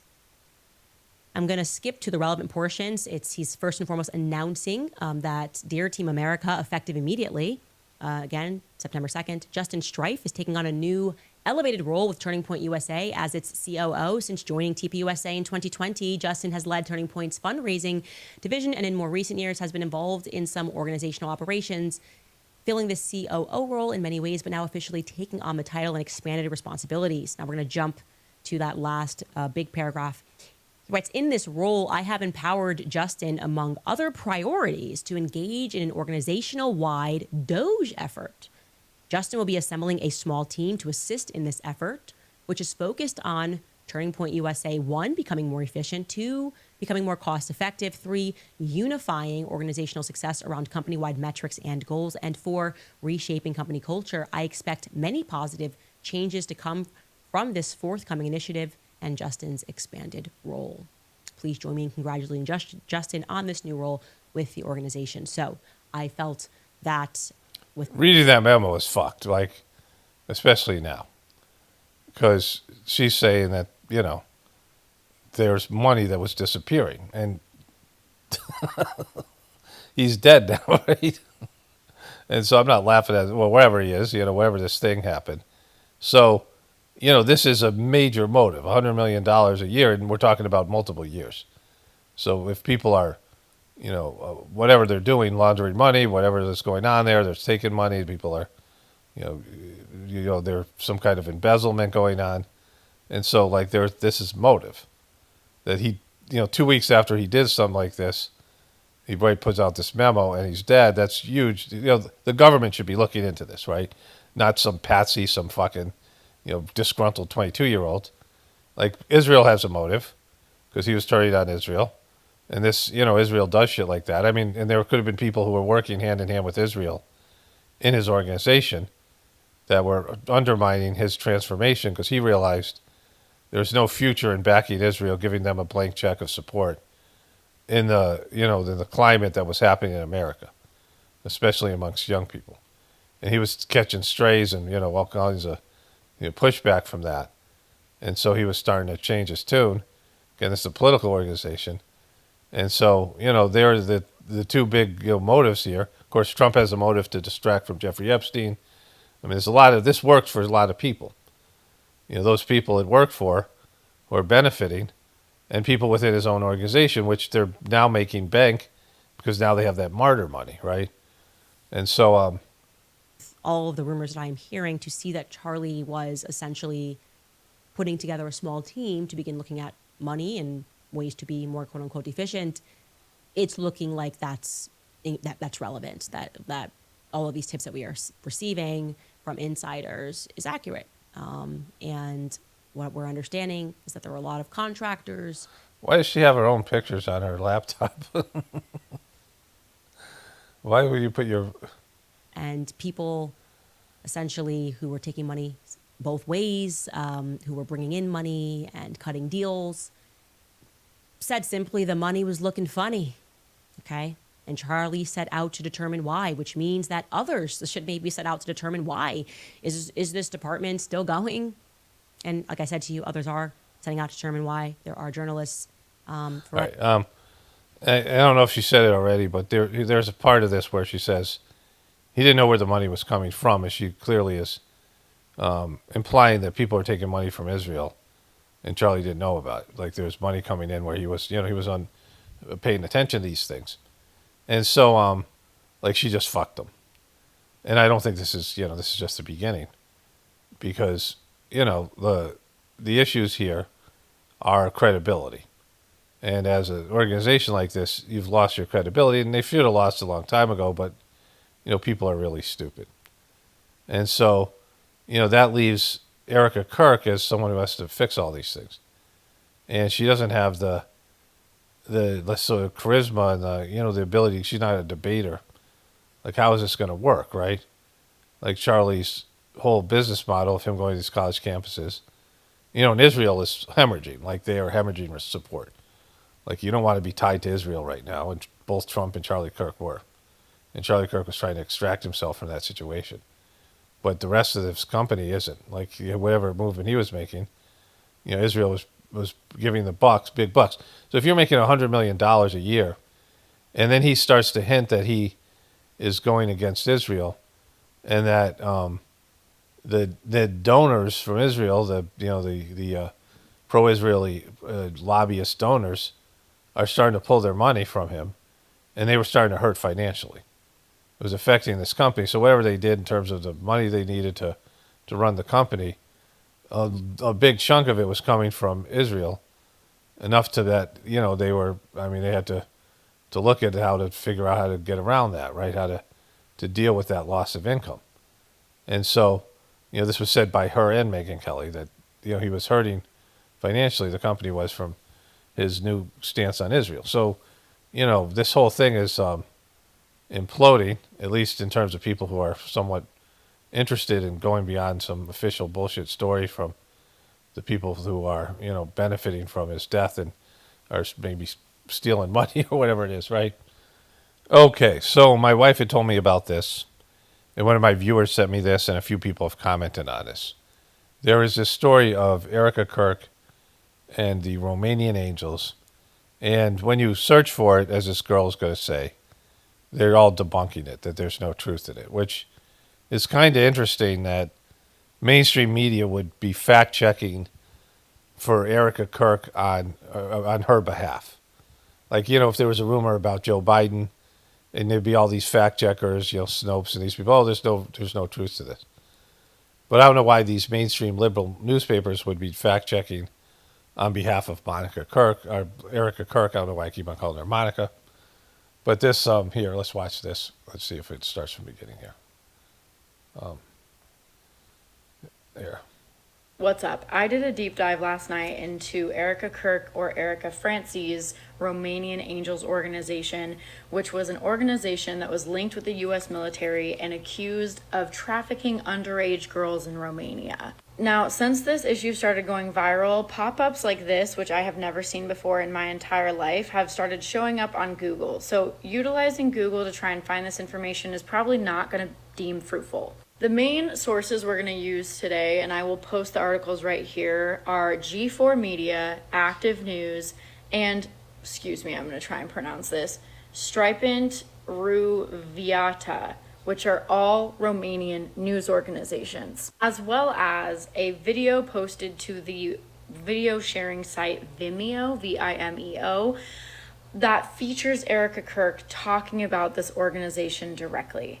Now, that Vimeo video is about 3 minutes long, so for the sake of time, I'm not going to play it, but I do encourage you to go look it up while it is still available, because it's posted on her personal Vimeo page at Erika France V. Okay, so this woman here, her name is, I can't see it, but you guys probably see it, Nurse something, Nurse, traveling nurse something or other. nurse Lex, I guess her name is Lex something, I don't know, Lexi or whatever. Traveling nurse Lex. So I wanted to see what other stuff she had. And she's very liberal. She's an anti-Trump person. She just had something on this whole Tylenol thing, which is, like Tylenol's not good for you. Like regardless of whether you believe it, I have a video somewhere. There's a girl who's pregnant taking Tylenol just to spite whatever that thing is. But she's debunking the Tylenol thing, and she's saying it's just as bad as the ivermectin thing. So she's a nurse who believes in the official story of COVID, believes in all that stuff. She's from all her other posts, and I just kind of glanced at them, she's very left-wing. But she feels like the Google is censoring this story. Like she's a left-wing person who does things about Trump and the right-wing people. And she does it in a way that she has to be a truther. And she can't use Google and the other sources, which I found also because I looked some of this stuff up. And the Google results are completely being blocked here because they're protecting Erika Kirk, which is bizarre, right? And so you have to take whatever anybody says with a grain of salt because, very few people are left-right paradigm people. And even those people aren't like necessarily the best or they're getting it right. But everybody else is completely jaded and bought into this bullshit that the other side is evil and that, there's a good guy and a bad guy. And so they're warped. But even within that, she's on the side where, liberal media and, wouldn't you think they would want things out there, Google, which is a liberal organization, about Erika Kirk, and they don't. They're blocking these things. Or they're just so, not being... these videos are... I'm going to show you a video from her dad's, Erika Kirk's dad's channel. But also people are finding this stuff out. Like now she's a target. Now she's on people's radar. And I don't think she'll do very well when the scrutiny kicks in because she just doesn't seem to have anything inside to deal with it, right? It's titled Romanian Angels. So just to go over timelines here, in 2012, Erika Kirk, then Erika Pranhuiti, competed in the 2012 Miss USA pageant as Miss Arizona, started working for Donald Trump, and then immediately after that went to Romania and posted this following video on her Vimeo page 12 years ago. Okay, so this video was posted 12 years ago on her personal page, and most of the video is just clips of her giving gifts to orphans. However, I want to pay attention to this thank you message at the end that thanks Colonel Busher, because his name is going to come up again. Essentially, Romanian Angels was an organization that connected Romanian orphans to members of the U.S. military, and under the guise of giving them gifts. The person and the organization that she thanks at the end of that video, Colonel Busher and Associate United Hands Romania, have proven ties to child trafficking at multiple different points of their time in Romania. According to ctnews.ro, Associate United Hands Romania had close ties with the U.S. military at the Black Sea Rotational Force 17.1 and at the Mihal Kogalsanu military base. Now, forgive me for these pronunciations, I don't speak Romanian. In this article from January of 2020 from activenews.ro, I translated it, so let me just read it to you. It says, a former translator from the American base in Kogalsanu accuses a real brothel operated here, where minors were brought in. The woman filed a criminal complaint with DICOT, D-I-I-C-O-T, requesting that the Kogalsanu file be connected to the Carousel Develsalu file. DICOT is the branch of the Romanian government that investigates organized crime. Now, for background, the Carousel Develsalu file was a criminal case in which a 18-year-old girl and a 15-year-old girl, Louisa and Alexandra, respectively, disappeared under alarming circumstances shockingly close to a U.S. military base in Romania. And when they caught the person that they accused of kidnapping both girls, the locals had said that that man had close ties with the U.S. military base in Romania. Now, backing it up to Colonel Busher of the U.S. Army, Erika's bestie, okay? I'm going to go back to that article from January 2020. The carousel case in the summer of 2019 brought the Gratefullness base to the forefront. That's the military base, with voices linking the disappearances of the two girls to human trafficking networks and the military unit hosting American troops. The translator cited at the beginning of this article is named Anna Maria Nusinu, who claims that a real brothel operated in this military unit and on this military base, where underage girls were brought here to satisfy the desires of some soldiers.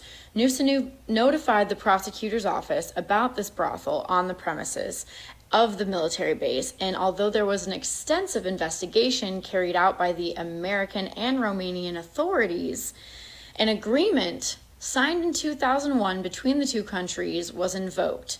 In that agreement, Romania ceded the right of investigation to the U.S. military.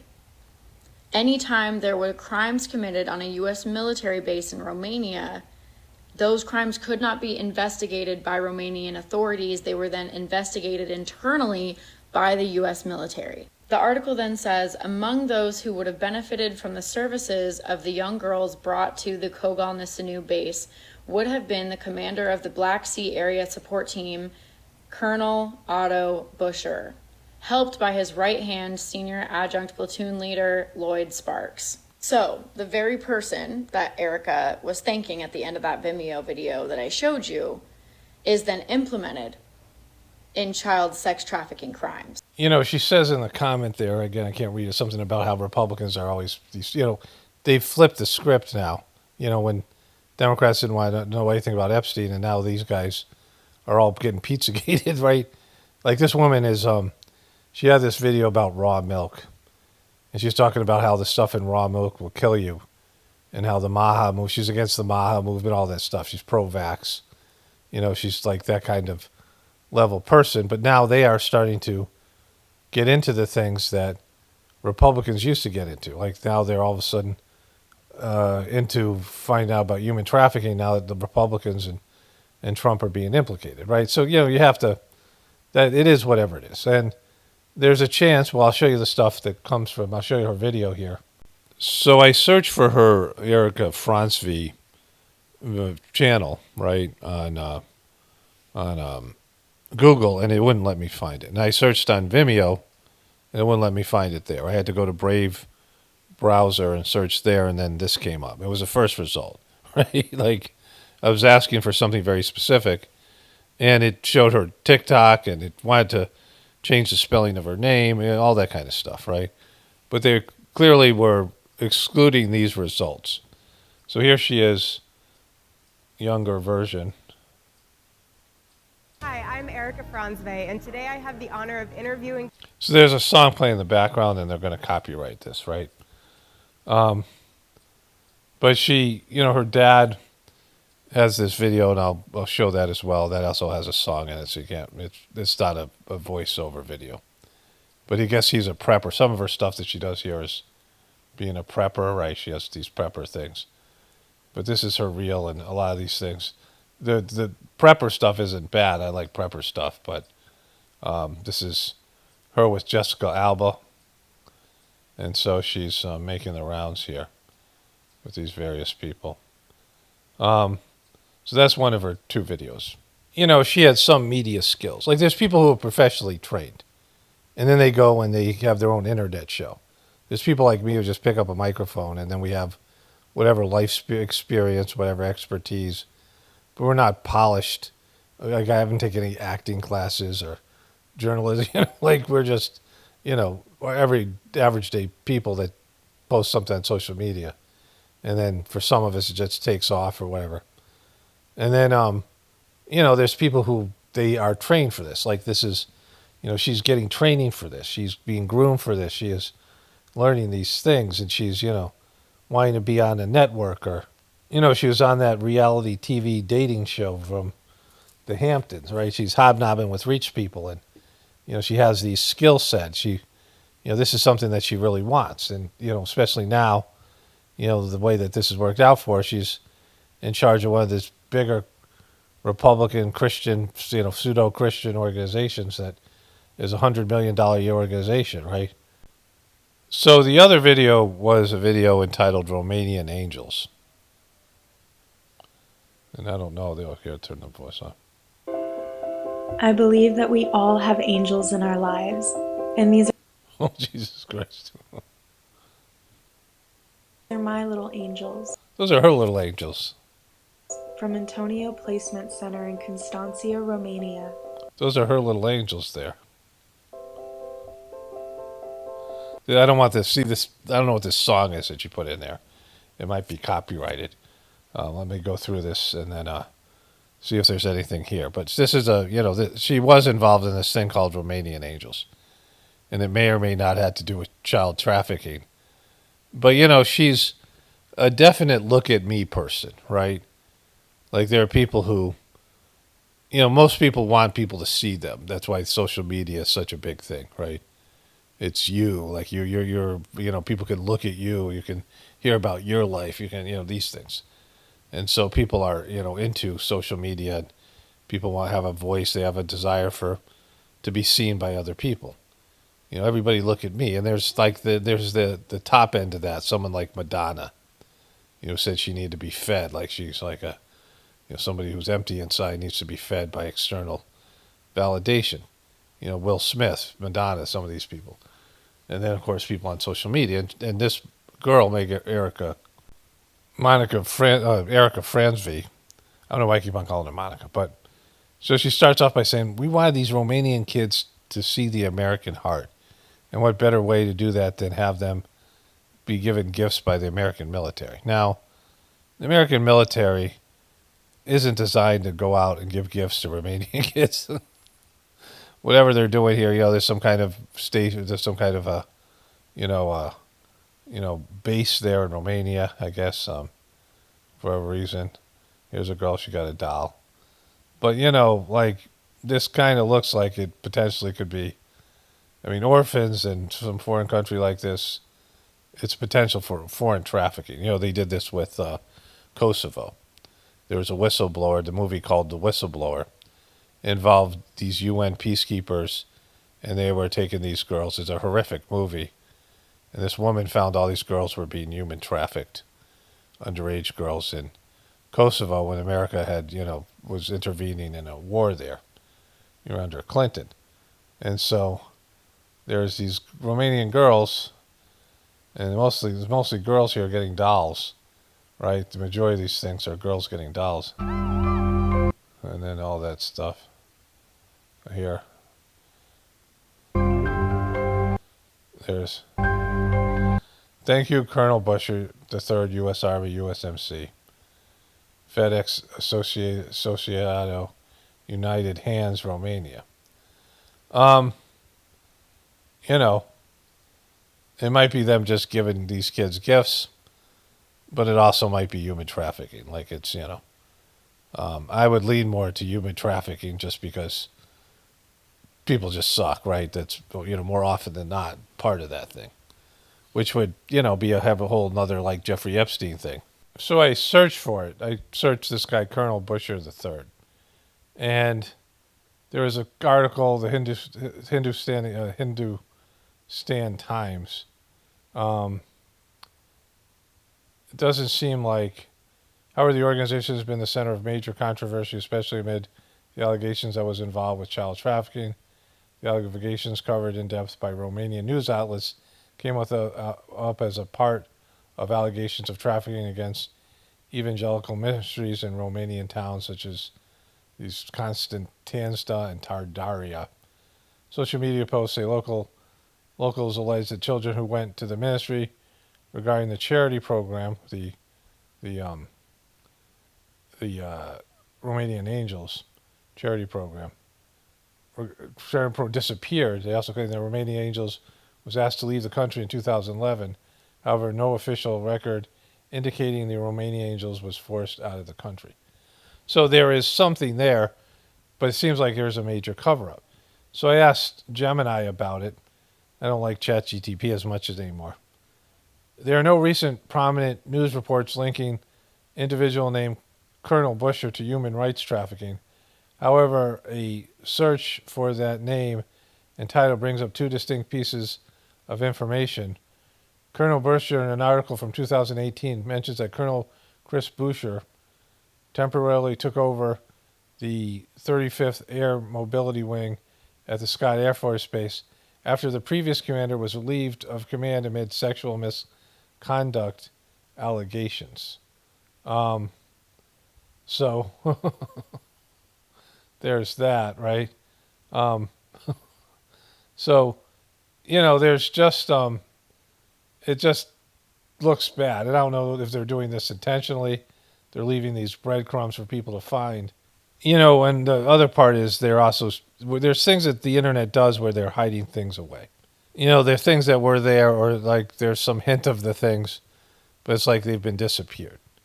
And sometimes they do that so that you'll think that there's something more. I don't know. It's a big mind fuck.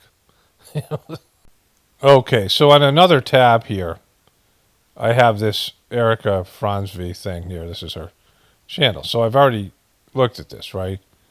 This is her channel. These are her videos. Whatever. She's 2013. And so here, I went and searched for it again. So now it knows what I'm looking for. Like, I've already looked at it. Let me clarify this. So when you use a browser, a search engine, they spy on everything that you do. And they'll recommend things. Like, my wife and I will be walking around the pasture with my phone that is not on. We're not using my phone. And we'll talk about something. And then they'll recommend that thing either on Amazon or on Facebook. They're listening in on us even when we're not on the computer. And then when we're searching for things or we're looking at websites, they track all that shit, right? And so they've already seen me search for something. I went to a different search engine and browser, pulled that up, and then went back to Google and Google Chrome and the search engine. And so they already know, and I've cut and pasted that to a tab there. So it's something that I've already looked into. So you'd think that they would change the research results to give me this. They know what I'm looking for because I already have it, right? So, I mean, it's, with the amount of spying they do on you, they don't do useful spying, right? That's useful to you and give you the stuff that you're looking for, right? And so, search for it. Miss Arizona, USA, Erika Franzvi with Rain Cosmetics. Erika Franzvi full TikTok channel. Erika Kirk, Franzvi Kirk, Miss Arizona TikTok channel. Erika Franzvi Foundation. This is a different person.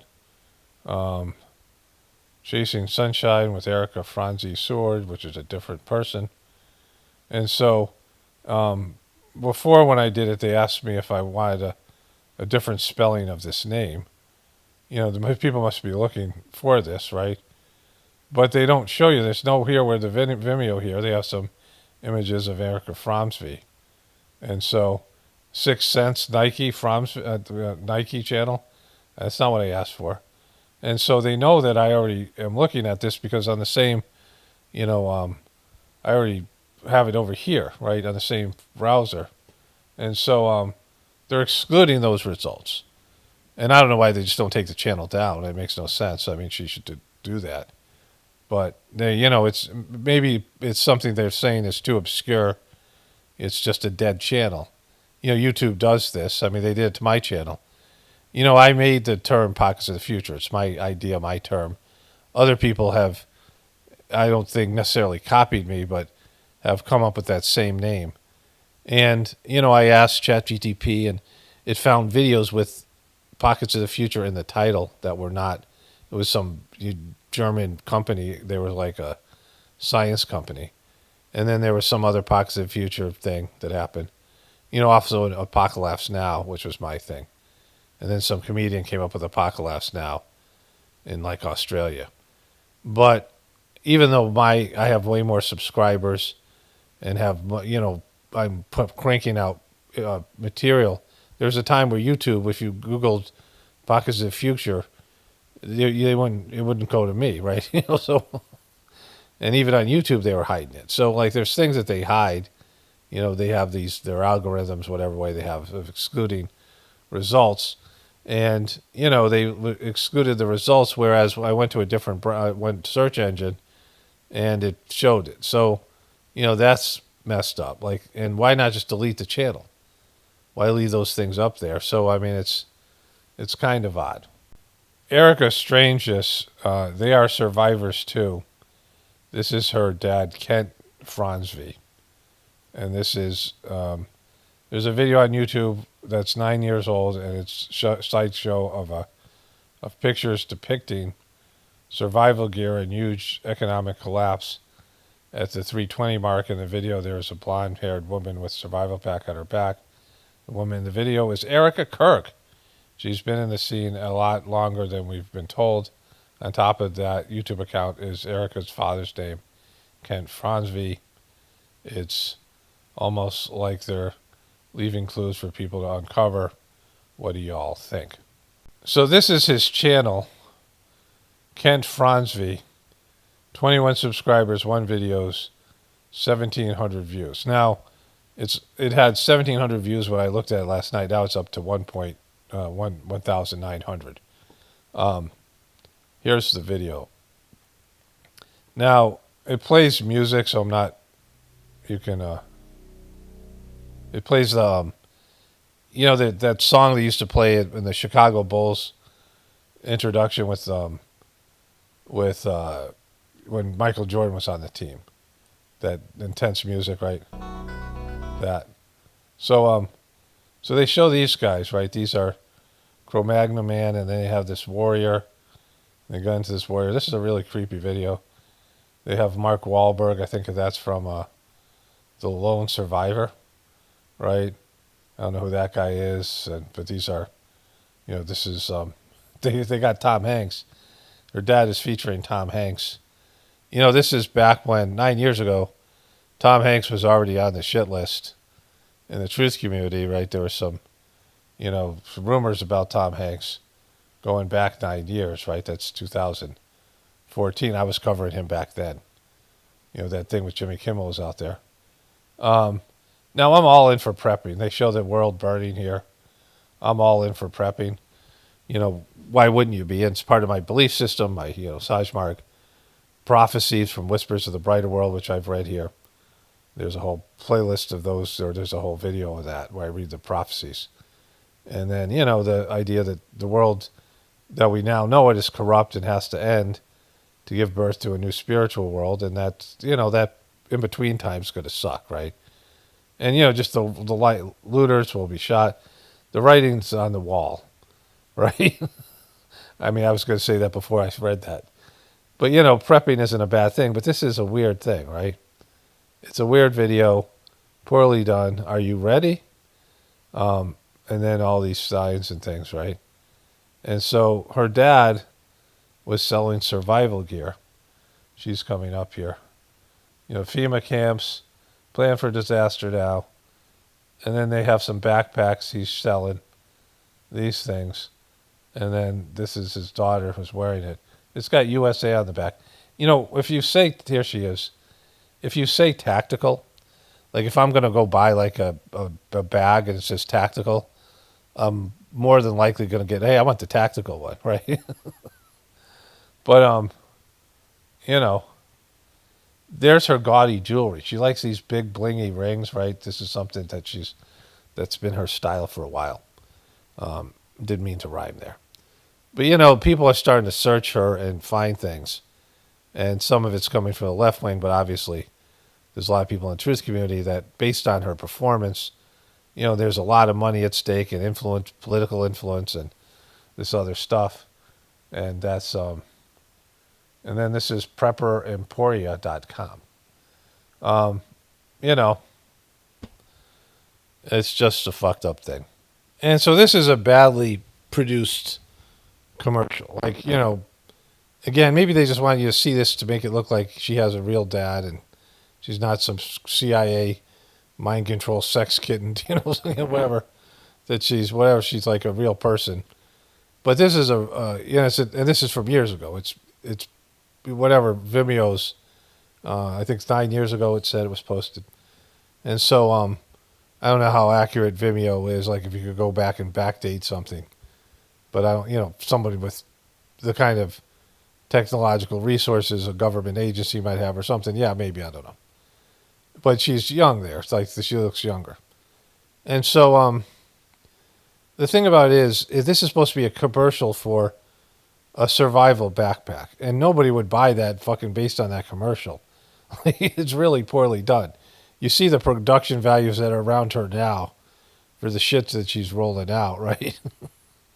And so, it's just like there's weirdness here, right? There's something off about this whole thing, specifically about her, but all of it. I mean, the death of her so-called husband, and then her stepping into this role. There's something just really off about it. So I took a little nap, right?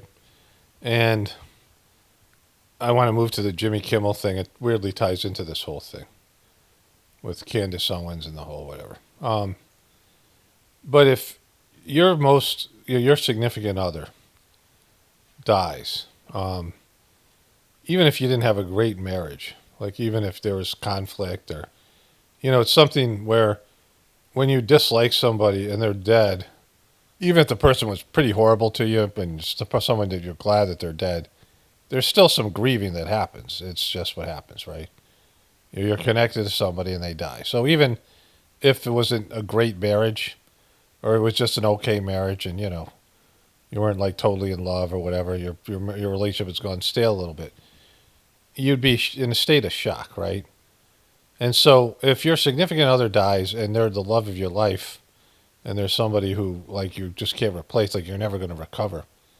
And this is what they're saying with Charlie Kirk, somebody like that who's, a saint and whatever, this great man.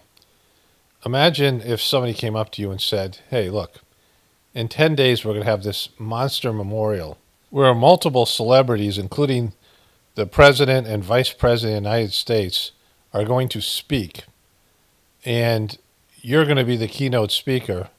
And it's going to go out to 100 million people. Like 100 million people or even more are going to see parts of it or all of it or some of it. You got this major event that's going to happen in 10 days. What are you going to think about for those 10 days?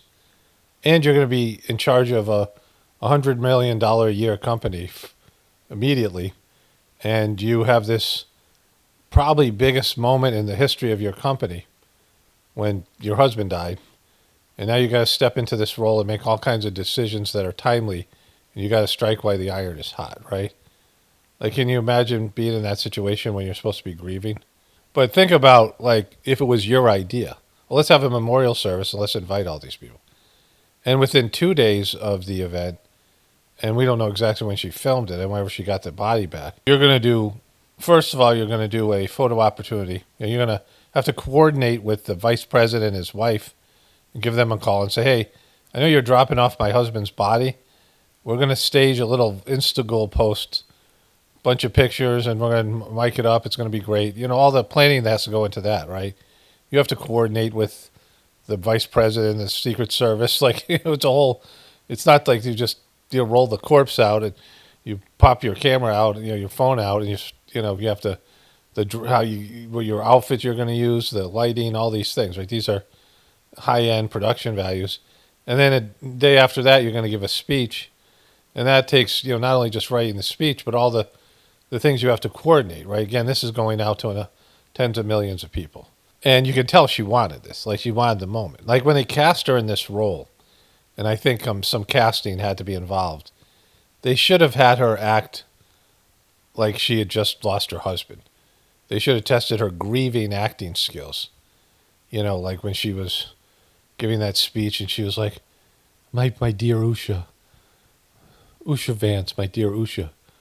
And she would never, she'll never know how much her words meant to me. This whispering that she did and all that weird shit. Like how fucked up that was. And her glomming on to Trump and her choices in the way that she presented herself. It was so fake, so like not grieving. Of course, because she's not grieving, right?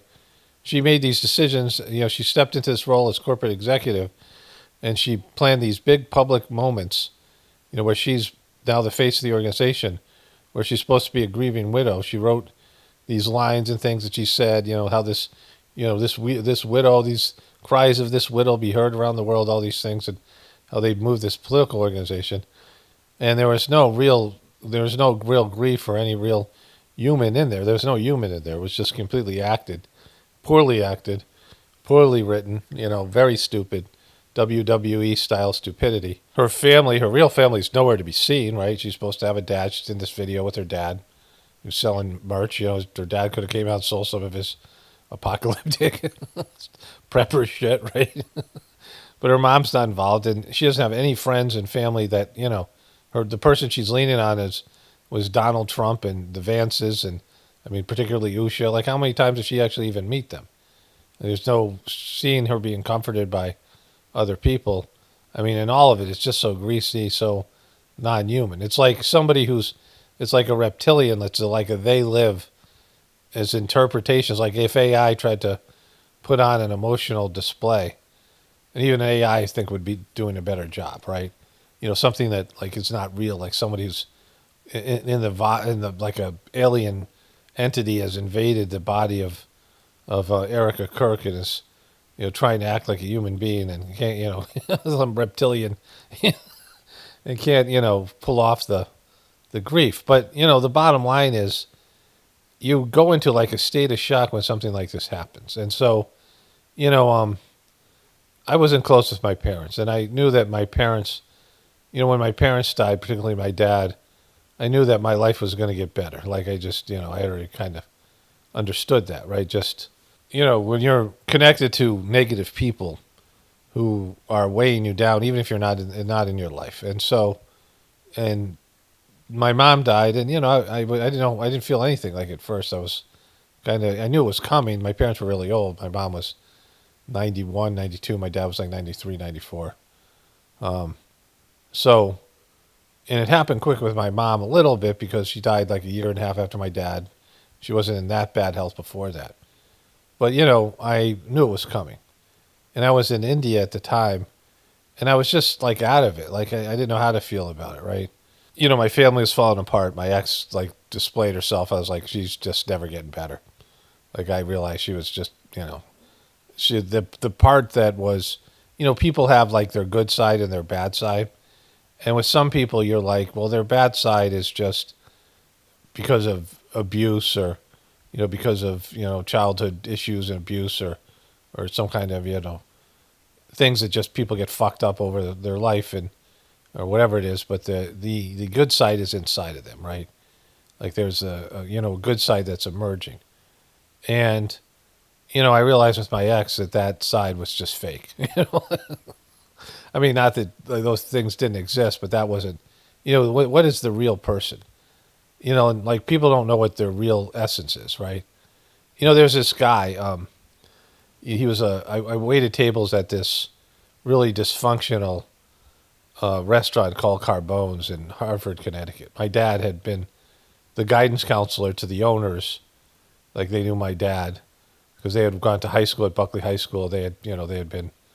It's like an Italian restaurant in what used to be the Italian end of Hartford, Connecticut, which is the capital city of Connecticut. And, we did tableside stuff, whatever. And it was a dark, old school Italian, like a Goodfellas kind of restaurant. It wasn't connected to organized crime, at least as far as I know. And it was just really dark and heavy. A lot of old, overweight Italian women were waiting tables there, and they were all drab and, just miserable, bad marriages kind of things. And there was some, like, World War II vet bartender, tough, grizzled. he looked like he was a mob hitman kind of guy, right? And just gruff and, like, kind of rude and, just not just a gruff personality. And, the guy just seemed like just a total asshole. And not like somebody I dislike because I get along with people like that, but just a grizzled old man. And one of the girls, one of the waitresses, had this like one of these little angel pins. It was like a little angel pin that she wore on her lapel. Like, she was one of the younger women. And he saw it, and he was talking with her, and I kind of saw the thing happening. And he wanted to buy one for all the waitresses, which was like stunning to me. And I watched him go about it. He was all excited. It was like a Christmas present, like his whole thing.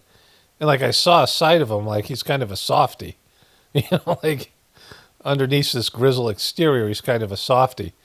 But you wouldn't even maybe only a few people had probably seen that side of him in years. The guy should have been retired. He probably is going to die in the next 5 years. I mean, he wasn't long for this world. But he had this side, and just this whatever it was. And so when my mom died, I was in India, and I just was feeling weird about it. Like I didn't know how to, I wasn't mentally sad. I knew she was going to die, and we weren't close, and we weren't talking very much. And I brought the kids to see them maybe a year before that. We went down to Florida, but we weren't in touch very much, and we, whatever. And I didn't cry. I didn't feel anything. There are these nice women from Haiti. There was a South American Latin Spanish speaking gathering that was happening I was in India, and these women who my mom had been a devout Catholic, but she got her sittings, and she used to meditate, do the Sajmark meditation with these women, and these women were like lovely, just nice women, and they just happened to be there. They were the only people that really probably would have met my mom or knew my mom. And they just happened to be in India that did the meditation. And they came up to me. They just, like the day after, or the day that I found out she had died, they came up to me and they said, I heard about your mom. And they were, just really sweet about it. My ex and I we're going through a divorce, and she was just like really just, a nightmare. And I remember like just wanting to be by myself because my ex was making like everything about her. Like just everything was like that. So I ended up watching Guardians of the Galaxy. My kids were like, oh, it's a good movie. I hadn't seen any of the new Marvel superhero movies, and we ended up watching them together as kids, as a family, at Indian movie theaters. But I was just, out of it. And we were renting this house from this woman, and she was just a nightmare. And she started yelling at us that morning. It was Sunday morning. I think I found out Saturday night. And she started yelling at us, and I'm like, geez, my mom just died. I don't care about your issues right now, whatever. But I didn't really have any reaction. And then a day or two went by, and there was this crazy lady who was, she was just like one of these extravagant, you see, she was Indian, but she was rich Indian. She had lived in England for some time, so she had a little bit of she was sort of aristocratic, she was a family that came from money. And she would just, we'd run into her, and she would just start talking incessantly about something that I didn't care about. She was just one of these crazy ladies, and very, eccentric. And I'm sitting there and with my ex, and she comes over. It's the Monday, so it's the day after my mom died, right? And I'm talking about my mom, I was talking to my ex about my mom. It was a kind of moment where I was talking about I felt something, I was whatever, right? And this woman just shows up, and my ex doesn't say to her, look, we're in the middle of something, it's like I'm almost emoting. And, and I'm going through a divorce thing. I mean, when the divorce thing was already underway, or it had been underway for basically the whole time. We had been together 18 years, but it was whatever. And my ex just starts listening to this woman, right? And normally, I don't mind crazy people, and I know how to be just whatever, talk to crazy people. People who are very self-centered, and they're crazy, and they're fragile, and you can't treat them like you would. You have to you got to give them exceptions because of their craziness. People with mental disabilities, you have to treat them a little bit better than you would. You don't expect as much from them as you would from somebody that's, a functioning human being, right? And, normally I do that. And then, but this day, all of a sudden I get really angry. And I go to the woman, are you out of your fucking mind, right? Now, people don't swear. They do, but not like I swear. And, they don't talk to people like I might talk to people in the Sajmark system. You're supposed to be somebody who's a godly person. And I mean, there's etiquette in India, there's etiquette, and there's etiquette for elders. And, like, nobody would have said to this woman, "Are you out of your fuck?" Like, it's not something she's ever heard before, right? And I was in the middle of a sentence, and I was talking to my ex. I'm like, she wasn't my ex at the time, and I'm like, I'm saying this to this woman. I'm like, my mom just died like yesterday. And I was just talking about that, and you interrupted me in mid fucking sentence, and you're blabbering about something like, like, oh, my bloomers are, you come up blabbering about shit. And I just went off, like, told her, like, how fucking, and she starts, like, crying. She goes, "I'm so sorry," and she walks away. It was so bad, like, I had to apologize, like, like, the next day. Like, she said she understood, but, I mean, it was fucking bad, right? And while I was talking, like, there was almost, my voice is breaking, because it's like I was going to, it was like I was crying, like, it's emoting, right? And it's something that just didn't happen. But I didn't feel sad up until that point. And it wasn't anything specific, but it was something buried inside of me, right? Because that's how grieving works. You find out about a loved one, and, you just, I mean, whatever you do in terms of your own personal thing, it takes some time to adjust to it. And you need space away from other things because, you just might snap or break. You can't be under stress or pressure or things like that. It's a time where you have to focus on that, especially when it's somebody significant. Even if it's somebody like a distant relative, there's something there. Like there's a thing that happens internally that, that's why they call it grieving. It's something beyond your control. And so some organization that says family first, there be a grieving process. And like I said, that the iron was hot. She didn't have time to grieve. She's taken over this, corrupt, political, whatever fucking criminal type organization that's telling college kids they're wrong for voicing their opinion about Israel committing a genocide and killing 20,000, 40,000 Palestinian kids, right? All these things. I mean, all the things, the Charlie Shekels, the money they're getting. And she's a fame whore. She wants fame. Like she wants, you could see it. She's a look at me person. And so, like, there's no grieving process as she goes through because everything immediately becomes the speech she has to give before 20 million people the day or two after her husband dies. And that second speech she has to give and coordinating the event and then staging the event and booking the talent and all the business decisions and CEO decisions. So, when that happens, you step into this world where you're no longer, no one gave a shit about Erika Kirk. Nobody was looking into her. Like most of us didn't even know who Charlie was, but, he was a controversial character to whatever it is. But now it becomes something else, right? Because she's thrust herself on the American people and she's acted poorly. Like she's somebody who's using her husband's demise as a way to for self-promotion and moving into a new role. And she did it in a way that would indicate that she had no relationship or no real grief or didn't feel anything that this guy was just shot in the neck right in front of her and her kids. And so, it's a fucked up thing. And it's something where the president of the United States is involved and he's doing things, including censoring people and, investigating people and putting people on terrorist organizations and using this victim consciousness and the power of the martyr to push this fucking agenda. And it's like, this is like end of time shit. And they're on the wrong side of it. Like they're supposed to be Christians and they're supposed to be spiritual people. But this is all fucking about money and politics and power and all this other bullshit, right? All right, so let's go to the Jimmy Kimmel's thing. Okay, so I uploaded this video. Sometimes you guys might notice that I make videos and I do the end of the video, and then there's the video ends at like two hours and it goes on for another 2 hours, right? It's because I've got some image that I forgot to delete that I was going to use, and it's further down the timeline. And so I have all this, there's nothing being said, and you can scroll to the end of the video, you'll see an image there. If I sign off, that means the video's over. I don't put something in after that, unless, it's right after that. There's like no gap. But occasionally I do that, and I did this with this video. So I put the video up, I look at it, I'm like, it's 4 hours long. I'm like, fuck. And so I decided to redo it because I hadn't yet made it public yet. And I then redid it. I uploaded the video, and then they copyrighted it. ABC copyrighted it. I had the whole Kimmel.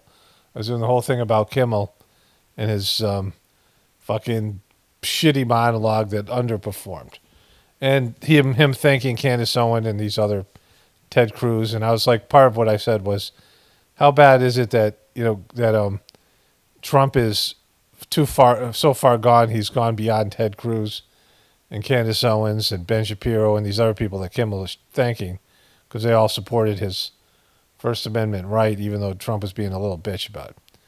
But there is one thing I want to show you. Jimmy Kimmel fucking cries, and there's one joke I made that hopefully they won't copyright this. But I should say this, ABC Disney, I've used Jimmy Kimmel's stuff before, large chunks of it, and they never copyright it. And so they've changed their policy, whatever's going on there. So, which is stupid because, I'm not going to, it's a way for them to get that shit out there. But now they're copywriting it, and, it's pretty fucked. And so even if they're just doing on this one, I'm not going to cover them again because I'm not going to waste my time doing that. I already made a video that CBS copyrighted, and I basically made that for free. So it's just a waste of my time and other people's time. It's a bad policy, especially when it's just short clips. Anyway, here's Jimmy Kimmel crying. To make light of the murder of a young man. I don't... Okay, Jesus, are you not going to fucking cry? Are you fucking crying, bro? This is he's a better actor than I thought. He's more believable. He's showing more grief than Erika Kirk. You're not going to fucking cry, you nauseous motherfucker, right? And I went on to make fun of him crying throughout for the rest of the thing. The reason I said nauseous motherfucker, because he said that he thanked Candace Owens and Ben Shapiro and Ted Cruz, a few other people. He said, even though you guys say things to make me nauseous, and then Candace Owens, it was a clip that she was, reacting to, and she said, well, you also make me nauseous. And I'm like, you guys, none of these people make me nauseous, right? There's real shit out there in the world that should make people nauseous, should make people feel something, but people's stupid beliefs aren't any of them. People and their dumbass beliefs that don't mean anything, don't change anything, just people running their fucking mouths. It just shouldn't make you nauseous. Maybe angry or irritated. But anyway, so I had to cut that whole thing out, and then I'm going to show the other parts of the video here. Jimmy Kimmel's speech came at the end of the video, but that's all fucked now. But who cares? It was a shitty speech, and he underperformed because he sucks. He's just really bad at his job. When this is the New York Post, which is very very Republican, Rupert Murdoch, even worse than Fox News. And this was when he got when he was convicted. Don, who couldn't build the wall, had a great fall. Can all the GOP men put the party back together again? Trumpty Humpty.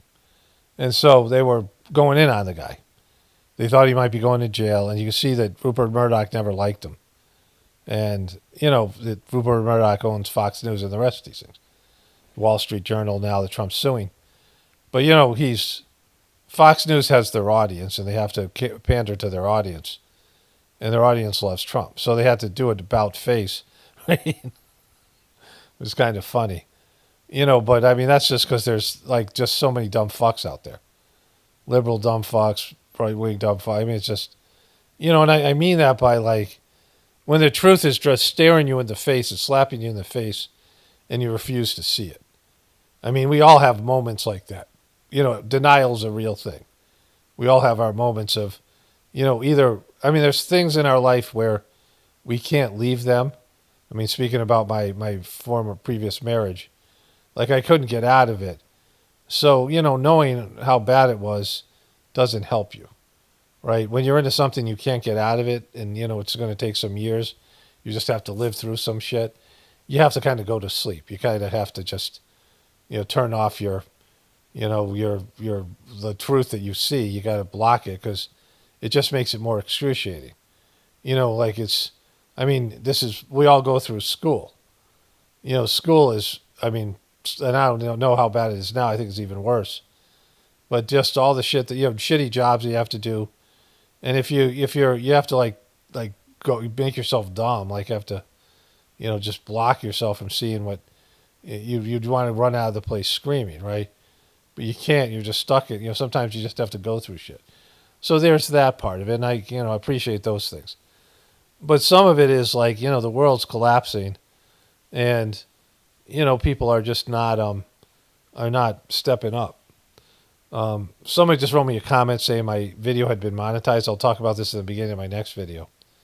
My the video that I made about snake eyes, and they go, I saw ads on it. No, they run ads. I just don't get anything from it. So, like, CBS does, and fucking YouTube and CBS split it. And I'm, so that's why they do that kind of shit where they leave the video up. But they're getting the ad money, and I'm not getting shit. And I got like $12 in donations, so it was just basically a, fuck you to me, right? So, anyways. So, guys, it has been quite some time since a late-night monologue has arrived with such significant political and cultural implications. Yeah, he's got a moment, right? He has his moment. And, I'll show you a little bit of his, well, they have some here. I'll show you the monologue. I have that up. A little bit, because we know what this is about. There's a post here from Trump somewhere. Here. I can't believe ABC fake news gave Jimmy Kimmel his job back. The White House is told by ABC that his show was canceled. Something happened between then and now because his audience is gone and his talent was never there. Why would they want someone back who does it so poorly, who's not funny, and it puts the network in jeopardy by playing 99% positive Democratic garbage? Is yet another arm of the DNC, and to the best of my knowledge, that would be a major illegal campaign contribution. I think we're going to test ABC on this. Let's see how we do. Last time I went after them, they gave me $60 million. This one sounds even more lucrative. A bunch of losers.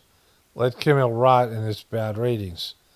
Like he's having a little tantrum. Like, I mean, such a little bitch. Like just bad. But there is something here. Joe Rogan says something here. Here it is. Trump's latest ABC threat. I definitely don't think that the government should be involved ever in dictating what a comedian can or cannot say in a monologue. The companies, if they're being pressured by the government, so if that's real, and if people on the right are like, yeah, go get them, oh my God, you're crazy. You're crazy for supporting this because this will be used on you. This is what I've been saying for years now. Every time they do this, it'll be, it's something now that the government is taking a right from everybody. They take it from one side, they take it from everybody. The posse comitatus, the stuff that Joe Biden did, like, oh yeah, they're doing it. Remember when the QBs, the stupid QAnon people first came about, and I didn't know much about them. And so I looked into some of their bullshit, right? I mean, they're starting to harass me and like say stupid shit and just, oh, you didn't go into this far enough, and they say some crazy ass shit.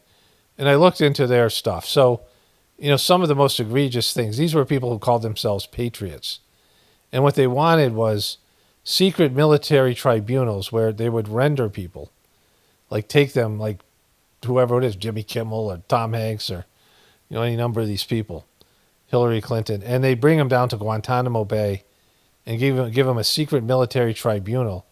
And these were American citizens. And then they would lose their right to due process, and then they'd go execute them or do whatever, lock them away for life. And they would just grab people off the street, famous people, who these QB peoples were convinced with only circumstantial evidence were guilty of things, and give them and remove their Miranda rights and all their due process stuff, and then kill them or whatever in a military prison, even though they're not military people. And they were cheering for this. And I'm like, you fucking out of your fucking minds, right? If they take that from them now, they're taking it from you also. I mean, what are you, fucking stupid? Like, this is why you don't get rid of stuff like that. And so, this is the problem. And the left and the right people who are just so insane over the hatred they have are doing this. And this isn't going to bring the country down even. Like, like this, the sick part is there's more worse stuff going on, and there's more natural shit that's going on. Divinely provided things that are going to happen that'll bring the system down. I mean, it's collapsing all around us, and people don't get it. So Jimmy Kimmel comes out. Kimmel had this thing called Red Band, and they've kind of disappeared. It used to be on YouTube, but they finally took it off. But they had this thing where they bathed his stage in red, and they had this thing about something to do with, if you don't support something for AIDS, you're going to hell. And there was a Christmas thing. And they had Bono dress as Mephisto, his alter ego, who is got devil's horns on, is some kind of a devil. And they sang this weird songs. It was a really fucked up thing. Totally demonic. He's had these demonic rituals. He does his show at the Freemasonic Hall. So it's like a Freemasonic ritual. He's a real gatekeeper. Of Colbert, him and Jimmy Fallon, he's the darkest one, right? He's the one who's gone to the dark side the most. He got canceled. He would have got canceled for putting on blackface earlier in his career, but he just disappeared and came back. And this guy has like 9 fucking lives. He's not funny. His show kind of sucks. Like, he's not a good comedian. And, he's really, kind of on the dark one, right? So it's, he's on a Trump level of not being able to get rid of this guy. Woo! He's getting a standing ovation.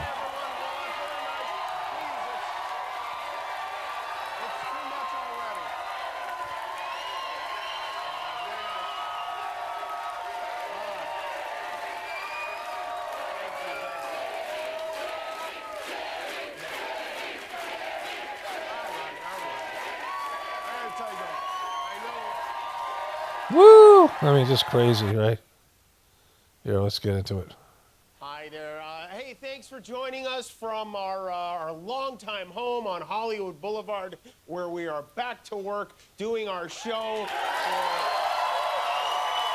not all of the country. Doing our show for most of the country. We are still not on the air on a number of ABC affiliates, including Seattle, Portland, Washington, D.C., Nashville, New Orleans, St. Louis, Salt Lake City, about 30 more. And if you are watching from one of those cities, please know that the person you are looking at right now is not me. Okay? Right, Guillermo? Right, Jimmy, that's right, yeah. I'm going to tell you something. Thank God they're not preempting the new season of The Golden Bachelor because of this. The FCC might not like jokes about the president, but they are still very okay with Pop getting a squeezer in the jacuzzi. And I think we can all be very grateful for that. Like, that's just not a professional comedian joke. Like, that's just not, it's not quality enough. Like, that's just not, he's got writers, right? He's got you've had a bunch of people, just like with Monica or Erika Kirk. I don't know the Monica thing. I don't know. I wonder if her real name is Monica. But Erika Kirk had, all those days to write her speech. I mean, it sucked as a speech, but for her audience, it was fine. But he said, this is a big moment. Like, it's a redefining moment. And so all 3 of these late night shows are losing money. They've hemorrhaged their audience. They do get a lot of stuff online. Like, he could do this show more as a podcast, and he's, they wouldn't have to. I mean, it's almost like network TV is done. It's just, you really can't make enough money on these shows anymore. I mean, they're competing so much with all these other things. Netflix is just kicking all their ass. Plus, like, this idea that there's people who don't have cable or they can't, don't have good online service, so they have nothing but an antenna. Right, there's some people who just have antenna TV, and they have shitty internet, this kind of thing. And people, so maybe, yeah, but it's almost nobody. And, and the audience has dwindled either way. Radio, I don't know last time I listened to radio, like all these things. And the advantage of a show like, a podcast, like what I'm doing right here, you can watch it at your convenience. And you can watch it, whatever it is, commercial free and all these other things. I mean, on YouTube you could get a YouTube membership or whatever it is. And so, like, there's all these things that you have the advantage of doing. So people just don't turn on to, like, their TV on network, antenna TV anymore. More people watch this shit online than they do and they have to watch it at 11:30 at night, right? But so this is this thing shouldn't exist much longer. They taken off Colbert, and mostly because his show was losing, hundreds of millions of dollars a year. I mean, they're losing money, and they can't do that. And it's just going to get worse because, there's so many better options out there. Jimmy Fallon is like even worse than these two guys.